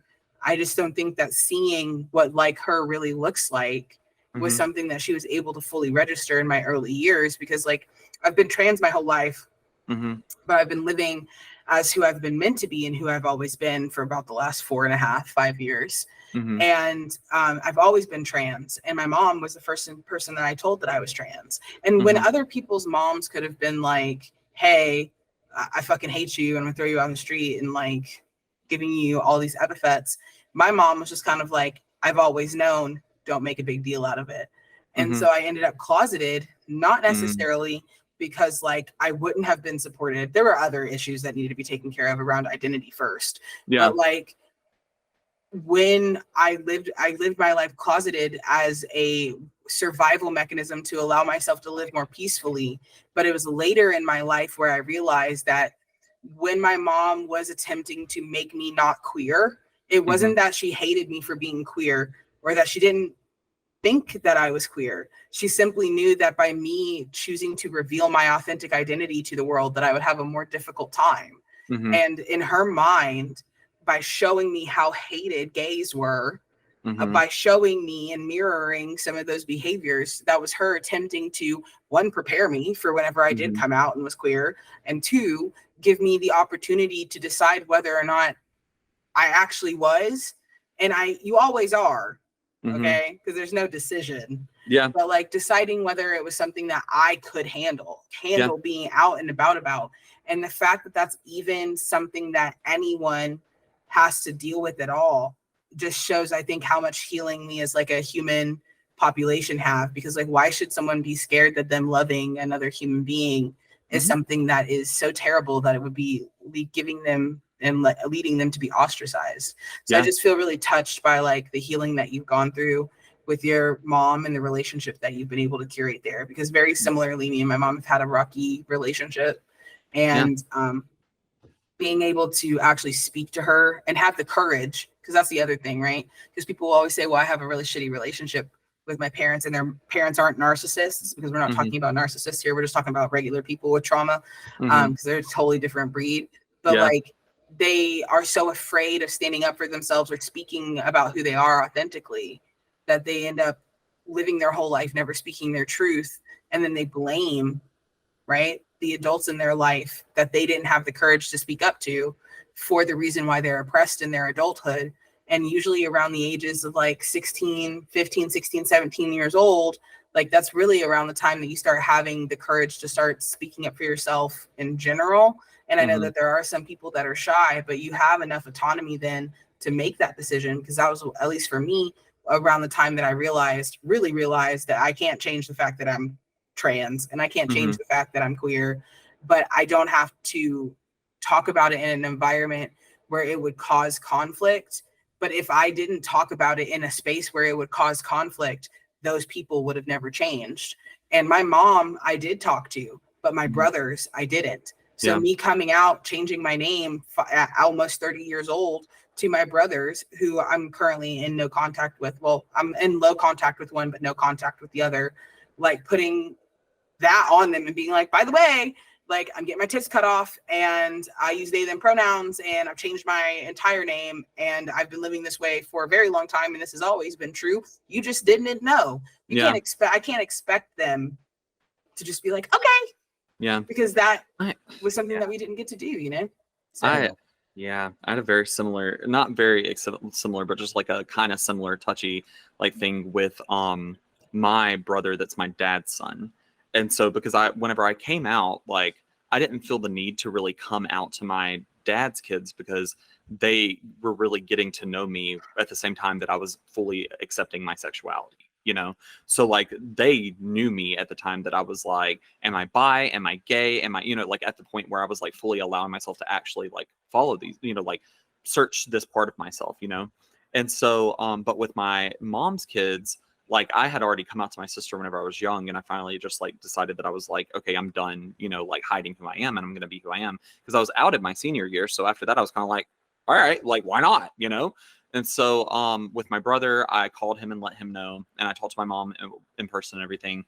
But with my dad, or with my dad's kids, my dad's son, whenever he and my oldest sister, they have this whole thing where they're like buddy buddy, and they like talk about everybody else on the phone and stuff like that all the time, and they'll like have discussions like that. And I'm sure we all have that like one sibling or one friend that it's like that's the person that we go to be like, okay, how do we feel about this? Well, they're each other's. And so they talked on the phone about me being gay. And so my brother, after they talked about it, came to me and kept on like saying things on my, and I'm going to be very careful because I don't want to, again, right to privacy, this is a whole thing, but basically just saying things about girls that he would see on my Snapchat story to try and get me to talk about how pretty they were, and like trying to have like bro talk, if that makes sense. And finally one day, and so one day I finally, it's okay. So one day I finally was like, you do know I'm gay, right? Like we've talked about this, you know this. And he said, I know you think you are. And so whenever I talked to my oldest sister about it, she was like, well, you just grew up really sheltered and blah, blah, blah, and all this other stuff. And I was like, I hear you, but you don't know that. You haven't been in my life. Like, you haven't been there through all of it. You weren't there in kindergarten whenever I had a crush on a boy in my class. You weren't there whenever I was in the 6th grade and told my mom that I like was having feelings for a boy, or that I felt a certain way for a boy, but I wasn't understanding what I was doing, so I didn't even know it was gay. And she told me it was the devil and prayed away. You weren't there in the 9th grade whenever I told my mom about this guy that I had a crush on. Comes to find out he was just doing it to be like, to make fun of me. Like, he was like acting like he liked me to make fun of me and like talk about me and stuff. But then she drugged me up to the front of the church and made everybody pray for me because there was a demon wrapped around my head. Like, you weren't there through all of that. So you don't have a right to say that I'm just questioning now because I grew up very sheltered. You weren't there through the struggle, you know? And so the opposite. You would think that would make a straight man. Yeah. And so that's a very, it was just a very like people that like, just because you didn't see what I was dealing with doesn't mean it wasn't there. And Yeah. there was something that you said too, that about my mom. One of the things that when we started really unboxing what it was that she was afraid of when it came to my sexuality, one of them was that she was afraid I was going to abandon her. Like she was afraid that I was just going to like, because she said that there were so many times where people would come out in our hometown and they would just like cut off communication with their parents and leave. And I was like, well, it's because their parents tried to force them to be someone they weren't. And what was best for them was to leave. And I was like, but I've told you, if you will just let me be who I am, I will let you be who you are, and we can be fine. Like as long as you don't try to shove things down my throat and let me be who I am, then we'll be good. And another thing was that she was also afraid of the life that it could be for me, because she literally has people in her family. She was like, my dad, if he would have found out that you were gay, there's a good chance he would have tried to kill you, because he's like, like that he's no grandson of mine is going to be gay, and he died, like I said, when my mom was 10. So I never had to deal with that. But, so it's just like, so she was terrified for me. But I do want us to kind of like close it up soon, just because it is getting long. But I want to make sure that I know that Hues and I talked a hot second. So Ben, do you have anything you want to add last minute? I do. Tying in my own experience down this avenue, I came out at shit. I don't know if was I 17. It had to have been 17. But my relationship with my father is vastly different from what I've heard you discuss with yours, and I will admit that I have a bit of envy that you got to have a rebuilding of repertoire between you. And because my father, every time that I have tried to discuss myself, who I am, what my experiences are, and how they vary and differ from what is being communicated to me about the experiences around me, I have been shut down. And so, but me being queer was not really ever a problem, but it was also never a point of discussion. Mm-hmm. And the last time that I talked to my father about it, I hadn't even turned 18, and all conversations surrounding it basically died then. When it was me and my dad getting back into the car, I don't even remember how the conversation went the direction it did, but I was discussing being pan, and the last sentiment he conveyed was, I just wish you would quit riding the fence. And so that tells me all I need to know about what he thinks, the knowledge base that he has, and where I am going to get with any line of conversation that I could possibly introduce. Mm-hmm. And he has made it not worth the effort of exploring that. And you were also speaking about the individual traumas of our parents and the shit that they went through, and recognize them as people. I've recognized my dad as his whole own people since the day he buried his mother. Like, I remember very distinctly the death of my grandmother. People say, well, I had my emo phase around this time. I was like, no, I was a depressed sack of nothing, empty black hole after my grandmother died. I needed help. I know my dad needed help, but the people that I could have had to provide said help were going through their own shit. And so I got overlooked. And like a crop that doesn't get water, I just kind of sat out in the sun and baked. And eventually had to pull up my own roots and find where water was on my own. Yeah. And so I can't damn the man for his actions or inactions, but I stave off resentment, but I'll admit that I felt it. Yeah. But I also, it really just boils down to the phrase everybody knows. Well, I'm just so disappointed. And like, man, I heard that disappointment conveyed to me so often it lost all meaning. All meaning. I don't give a shit about your disappointment. Yeah, you're a disappointment to me as a father and a caretaker. You missed this, and this. The times that I've tried to talk to you about the fact that I am I can't even tell my father that I'm afraid to pursue an autism diagnosis because of what it could mean with Roe v. Wade being overturned, actually having that diagnosis and being registered as having a disability and this, that, and the third, that I could lose human rights because of that. I can't even introduce the thoughts that lead up to that conversation because of who my father has shown me that he is. Yeah. And so I can acknowledge the pain that he's felt and the anguish that he's gone through and whatever other problems he's had between the retired nun that his mother was and the alcoholic jack of all trades that his father was, which, you know, my grandfather on my dad's side was a tailor, car salesman, even laid tile. And like, I've been to where the man laid tile while he was shit house drunk every day on the job. Man never missed a line. Tire was immaculate. And I can't even walk in a straight line. Knowing people as I have dissected brains and everything else that has transpired as I've come to understand human beings, I know that my father's home life that he hasn't talked about, hasn't proffered that of himself, has not sat down and said, you know, this is how it was. And because of these things, these are lessons I'd like you to take away. It was all of that shaped into everything in moderation. His father was an alcoholic. Addicts are throughout the family. And so he's, you know, he will have a margarita here or there or a small drink of wild turkey or something like that. And just he carries himself around the notion of everything in moderation when it's, hey, there are problems in our family as it comes to addiction and mental health. Here are ways in which we can avoid that, moderation being one of them, self-care being another, because I know he can't and could not have given me that because he hasn't been able to do the self-work. But I have also seen a astonishing lack of awareness and desire to put that work in for himself. And I am his offspring.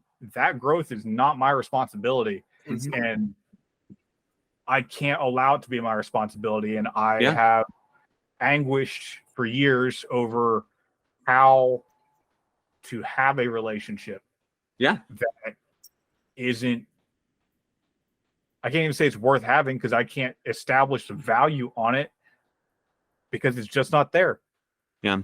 And I think, that is such a fruitful thing. I really appreciate you saying all of that because I think that, you know, where Hues and I are talking about the beauty and like being able to find like a middle ground, it's also important for people to understand like that's also not right for everybody. Just like we were talking about with religion, that's not right for everybody. There are points in my life. Yeah, there are points in my life where it was right for me to cut off family members and because they were affecting me so negatively.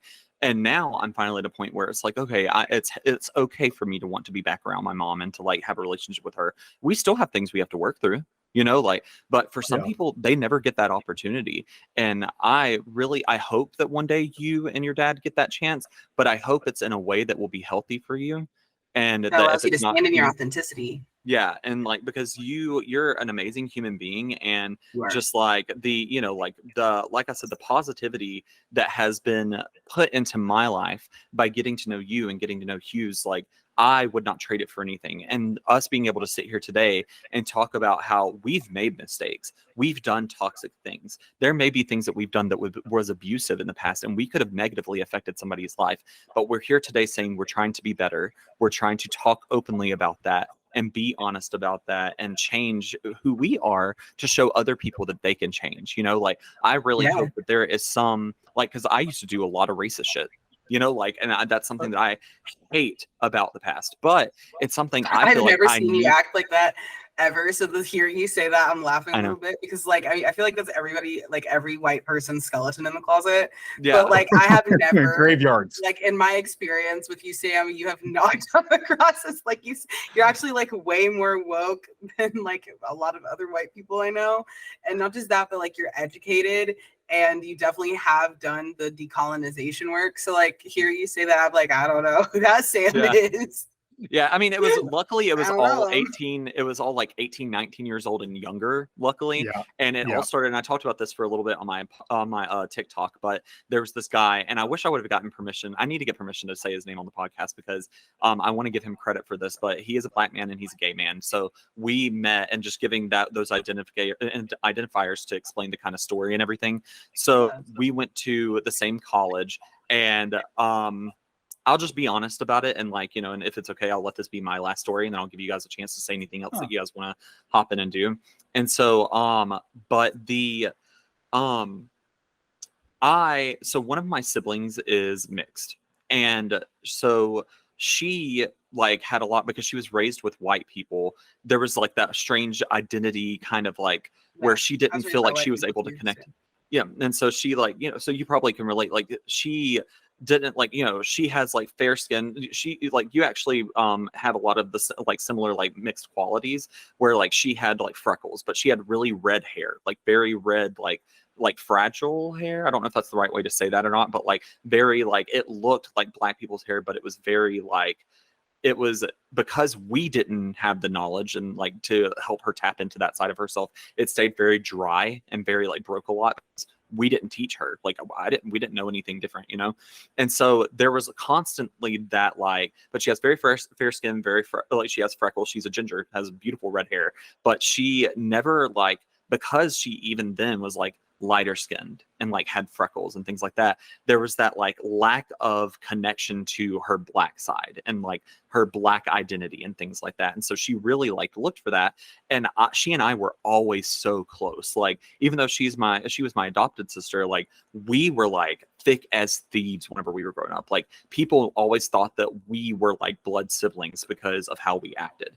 And so there were certain like when she started hanging out with when she started like dating people, she would really lean more toward like dating black guys and like hanging out with black people and things like that, because she wanted to try and connect with that part of her identity, which power to her, And so I would then hang out with her a lot too. And so there were a lot of people that would give me warning to everybody, because this is a side of me that I'm not proud of, and I'm not happy that it's something that I used to think was okay, but I'm going to talk about it openly because I hope that someone else, some other white person out there hears this and is like, you know what, it's okay to change, and it's okay to admit, when you're wrong, or hears it and is like, you know what, that's a good point, I shouldn't do this, And so but a lot of people would give me the N-word pass.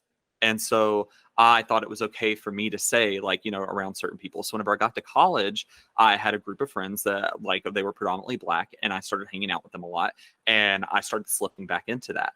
And a lot of them didn't say anything because they were like, it's fine. But this one guy that I wish I had his name to say on the podcast and everything, but he one day I said it in front of him, and I think it was like in a group text or something like that. And he was like, don't say that. And I was like, why? And I was like, my sister's mixed, and like I did that white person thing where it's like I have a lot of black friends, so like I'm not racist, And so he was like, no, it's not that. It's just, he's like, I personally don't think that anybody should say it. He was like, but like white people specifically do not have a right to say that because it was a word that was used to oppress black people. And I did all the typical like white people like, well, that wasn't me, that I didn't do that. I never, like very, and like I even like, and he had every right to beat my ass. He had every right to fucking, you know what I'm saying? But he didn't. He tried to handle it in a very mature way. And like we went to a predominantly white school, even though it was a liberal arts school and it was a very diverse school for the area, it was still like a predominantly white school. So good and well that if he would have like tried coming at me about it or anything like that, or like, would have beat my ass, like then it would have been the angry black man. And like it would have just been, and then like white woman tears, like on my part, Right. And so, and because we're in the South, good and well that I could have like had like a whole army of white people, you know what I'm saying? Like he was in a position where like he had to make him to say something. Exactly. And so, but he tried to handle it very diplomatically. And then whenever he saw that I was not receptive to learning, he let it go. But I'm so grateful that, and he like, we just stopped talking after that. But I am so grateful that he called me out, because that is what started my like unboxing, unlearning, you know what I'm saying? Because I literally like, it hit me that I was like, wow, like not all black people are like the ones where I'm from, you know what I'm saying? And that's even a racist thing to say all on its own, but like, it's very, you know what I'm saying? Like, it's what clicked in my head that I was like, everybody has different experiences here, you know? Yeah. And like, then it started, that also unboxed for me to allow myself to really start exploring myself too, you know, like, because I was like, just because I was raised this way doesn't mean that I have to be this way now, you know? So it was a lot of like, it was a very pinnacle point in my growth and like me becoming authentically me.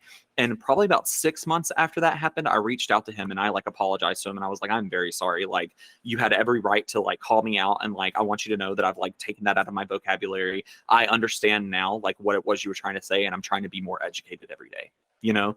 And like he was like, he, you know, it was like water under the, I mean, so fucking kind. Like, he did not have to forgive me either. He didn't have, you know what I'm saying? That was his right, you know, as somebody who had fucked him, you know, fucked with him, you know?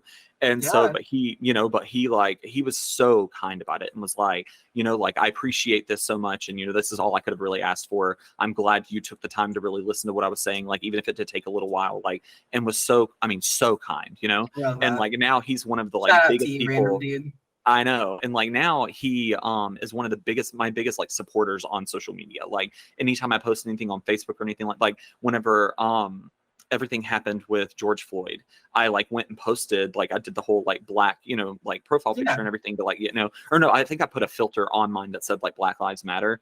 And I went and posted this long thing because one thing that I really hated was that I kept seeing like a lot of white people that would like go post Black Lives Matter stuff and everything else, or like put the black out like on their profile and everything to like present support, but they weren't actually like like, I know good and well they weren't walking the walk, you know? Right. And like, I went and I just posted on there and I was like, you know, it doesn't matter what you believe in or whatever it is. Like, the simple fact of the matter is Black Lives Matter.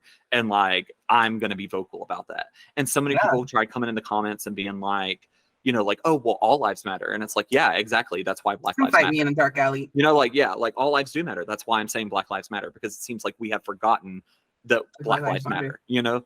And so, and people like try coming in there and being like, well, white people are also like, you know, killed by the police. Good. You should be mad too. Black Lives Matter. You know, it's like, you know, like, we should be mad together then. Black Lives Matter, you know, like, and so I just kept routing it back to that. And he would like go heart every single comment. He hearted the post. He commented and he was like, I love you for this. You're so awesome. But, you know, like, literally, you know, and so just like that was such a gracious thing of him. I did not deserve that, you know, but he like, and I don't know, I just wanted to share that because like, that is a big point. Yeah. And thank you. And so that's like the big thing of like, this is just being authentically you, like all the way through, and like being able to sit here and have these conversations with you guys and connect with you like this and everything. And like seeing how we are all authentic similarly, but then also different. It's just a beautiful thing. And I love it. And I'll let you guys say anything else you want to like add at the end, and then I'll wrap it up. Yeah, well, I want to thank you for sharing that story. I think that it takes a lot of bravery to be able to admit whenever like you've done harm, right? And I think that you are an example, you know, for white people to look to, because a lot of times white people will be like, I'm getting corrected, and then they don't even think about it because their ego and their narcissism gets in the way. But I'm glad that you saw the opportunity to learn and that you took it. In regards to kind of like what I want to leave on. Mm-hmm. I just want anyone that listens to this podcast and has like made it this far to know that change is possible. Mm-hmm. And that the person that you believe that you are right now, or even the person that you believe that you were yesterday, doesn't have to be the person that you are today. Yeah. And that it doesn't make the man to make large change, right? Mm-hmm. You don't have to become a whole new person, reinvent your personality, who you are, what you do, or even your interests overnight. But instead, if you were to take a small moment, even 30 seconds, 5 minutes, an hour, to revisit a part of you that you abandoned at a time where you needed something more than you could give, something that you gave up, be it your drawing, your dancing, your singing, or even in some cases, your laughter, something that you gave up so that you could get through to the next moment, and then made a habit of giving it up in exchange for you being able to breathe and to be able to continue. The best thing that you can do for yourself to light your light so that you can ignite the light of others is to revisit the things that once lit you up, but you let go of, so that you can honor the person that you were always meant to be when you didn't have to sacrifice just to be. Mm-hmm. So that was beautiful. That was poetic. That was incredibly beautiful. Thank you for that. Oh, yeah. Just Because I've been thinking about you guys. Oh, That's a little freebie from Spirit. Yeah. Honored for the gap between you and Spirit today. if I'd had a few parting words,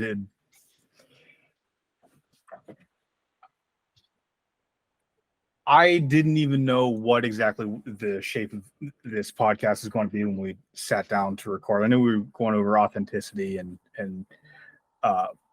but I suppose that's only appropriate that, you know, launching into an authentic thing, not having a clue exactly how I'm going to speak on or present my own self, Mm-hmm.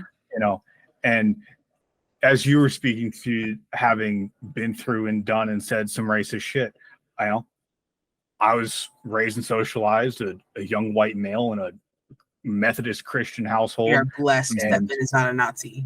I, It would be a very dangerous very, Nazi. very, very true. I want to capitalize specifically on that because that is directly what I am Very speaking to.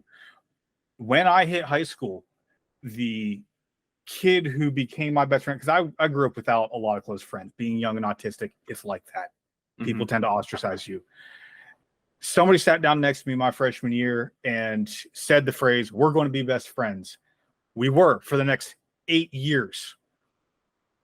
And I have a lot of sadness in my heart about the what occurred with that relationship, because that was somebody who fell down the 4chan racist ass rabbit hole. His father was military, and there's just a lot going on around him. And there's a lot of pain in my heart because I saw a lot of the pain that he had to go through and losing his mother from a young age and a bunch of other shit.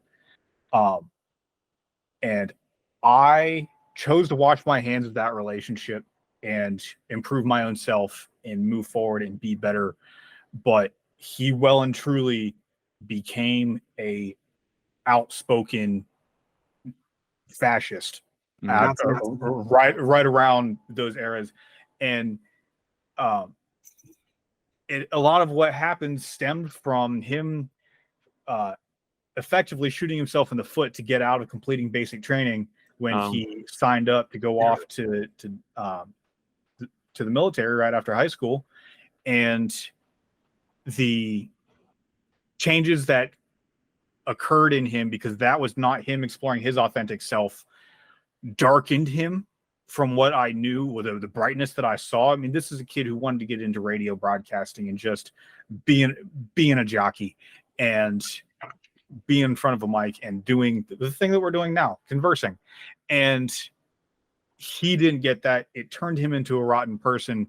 And relatable Panini Press. I was next to, and it's a playoff with his name. I was next to, right in and amongst all of these things that have allowed just a slew of men, a slew of young boys to get drawn into this alt-right, hateful rabbit hole. This, I'm being so oppressed. Oh yes, you're being so oppressed, and here are the people who are causing the problem. All of these other scenes that have led people down these paths. I couldn't fall into it my own self because I never took those messages. I never gave them any credence because my own experience told me differently. But his experience affirmed the message that was given.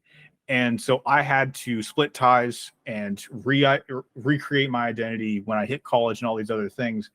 And there are certain things I carried with me. The militant side of things I carried with me. In fact, the militant friends that I made after I ended my friendship with him are the ones that I used to go to his front door and move out our mutual friend. Once he started spouting his Nazi shit, we didn't kick his door down, but me and my friend showed up armed, didn't say a word, and moved our other friend out of his house. Yeah. And who the hell does that? I mean, who in the modern day and age is able to just say, yeah, I called a favor in, no questions asked, you cover lunch, we get you moved out of here. No, this is something out of a fucking TV show. I'm out here doing it. These are men I'm in the woods doing gun drills around trucks with. And we are lucky Ben is not a Nazi, my friend. like, So I gotta say, I didn't know the direction this whole Dangerous conversation is going to Nazi. take. But these are things I've done. When I say I did that dirt, I've been places and done things and hurt people in ways that I don't ever want to replicate. Yeah, I have brought harm that I don't want to see visited upon the world.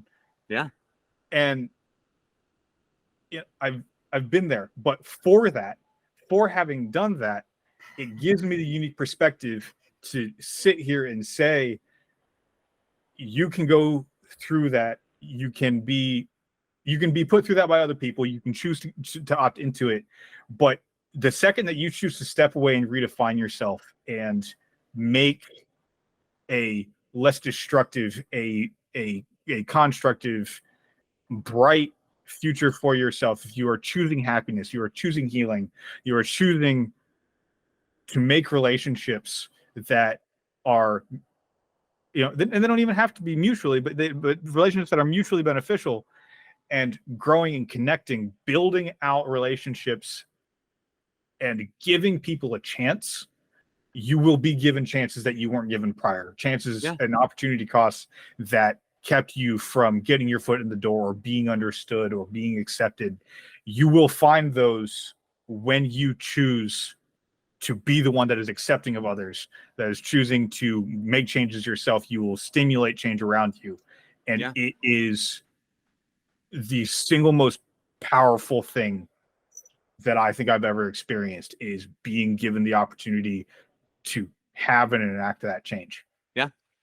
I just wanted to say, as we always say, that opportunity, right? Changing your fortune and your fate is opportunity seen and taken. Yeah. So if you want to change your fate, if you want to change your fortune, if you want to become the person that you know you're meant to be, that you've always wanted to be, because knowing that you were meant to be is you desiring to be it. That's what knowing is. That is taking control, like Ben said, choosing, taking the power of choice, utilizing your free will. That is you seeing an opportunity and taking it. And that is what is going to get the wheel of fortune spinning in your favor again. And that is honestly linked into being able to be who you're authentically meant to be. Yeah. So that was beautiful. Definitely. Thanks for sharing it, Awesome. Ben. I'm glad you're a safe person to be around. Yes, I'm glad. Yes. And on our team. On our side. If the team. apocalypse ever happens, I know where I'm going. Yeah, listen, Ben is the best bug out buddy. Let me tell you, okay? Like, for real, if you ever did need an apocalypse buddy, call Ben up, because Ben will be there. They're super reliable human. Me and my 50 plus chickens will be on our way. Okay, well, maybe me and Ben will be on our way to your 50 plus chickens. You know what? I do have 5 acres. Maybe we can hide. You know, okay, we could definitely hide. Yeah, for sure. I would say all that stuff through 2008 through the middle of the 10s, everything around zombies, like, oh, I want to be the last survivor. It's like, man, nobody's going to be the last lone holdout survivor. The only way you're getting through shit is community. Yeah. You got to know somebody who knows how to farm. You got to know somebody who knows how to build and do head spacing on firearms. You need to know who knows how to reload. You need to know who can set up waste works and who can manage sewage. Like, people don't understand. You need people. It's not a matter of being isolated and away from other people. You need that today too. Like, without the apocalypse, you need people. Oh yeah, well, basically, we're living in a non-zombie apocalypse. Yeah, basically. God. It reminds me of that anime. Well, sorry, I know we have to leave. I was just gonna say that one thing I wanted to recommend is that, like, the only good thing that would come from a zombie apocalypse is that we wouldn't have to show up to regular 9-to-5 work the next day, like that Samm 100 anime talks about. Like, fuck that shit. I'm just gonna be happy that I don't gotta go back to the office. Yes.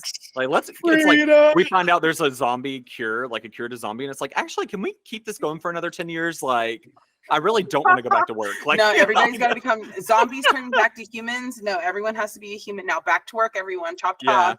Your 2-year break is over. Oh wow. But yeah, so in closing, if you guys want to tell the listeners where they can find you again. Yeah, definitely. One more time, I'm Hues. I use they them pronouns. You can find me at SentenceCraft on literally all platforms. If you are interested in Fiction Forge, go follow me at SentenceCraft on TikTok.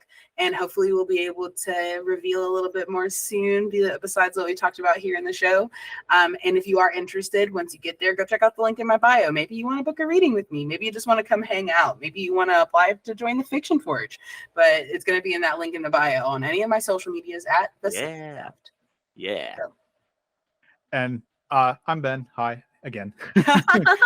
Oh my God! Hi. You can find my they themself at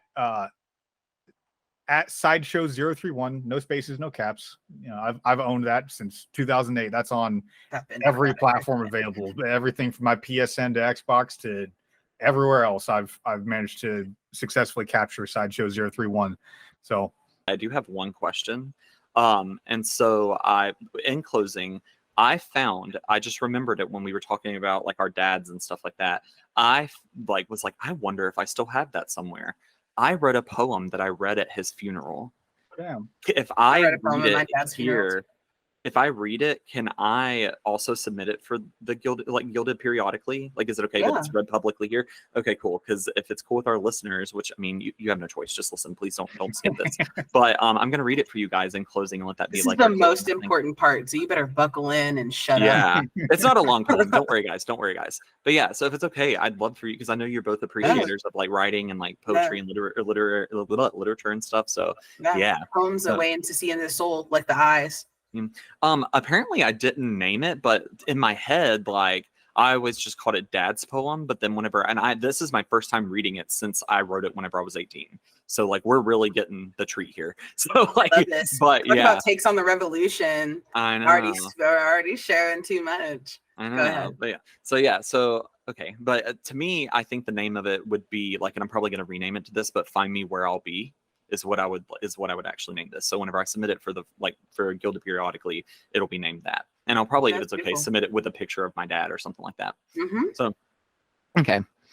In the woods where the honeysuckles grow, on the farm where the morning roosters crow, that is where you'll find me. Deep in the mud where the arrowheads are found, there in the streams that run from underground, that is where you'll find me. Next to the water with a fishing pole or with a gun beside a rabbit's hole, that is where you'll find me. In the mountains, when winter's first snow falls, in the valleys when spring's first bird calls, that's where you'll find me. Out where the horses run, and where the sun sets when the day is done, that is where you'll find me. Not in the casket where my body lays, not wherever my remains are displayed, that is not where you'll find me. Look next to my grandchildren when they are sleeping. Look at your side when you feel like weeping. Look in the mirror when you feel broken, and look for the words that I might have spoken, because that is where I will be. Thank you so much for listening to Enhanced Podcast. I am Sam, one of your hosts. And I'm your other host, Gabby Sabai. If you want to find me on social media, you can find me on Instagram, Twitter, and TikTok at SamDifYouDo. You can find me on TikTok at GabbyS80 and on Instagram at GSABAT97. And if you want to follow the podcast, you can find us on Instagram and on Facebook at enhanced.productions.publishing. And check us out on our website at enhanced.productions. Enhance your peace, your joy, and your existence.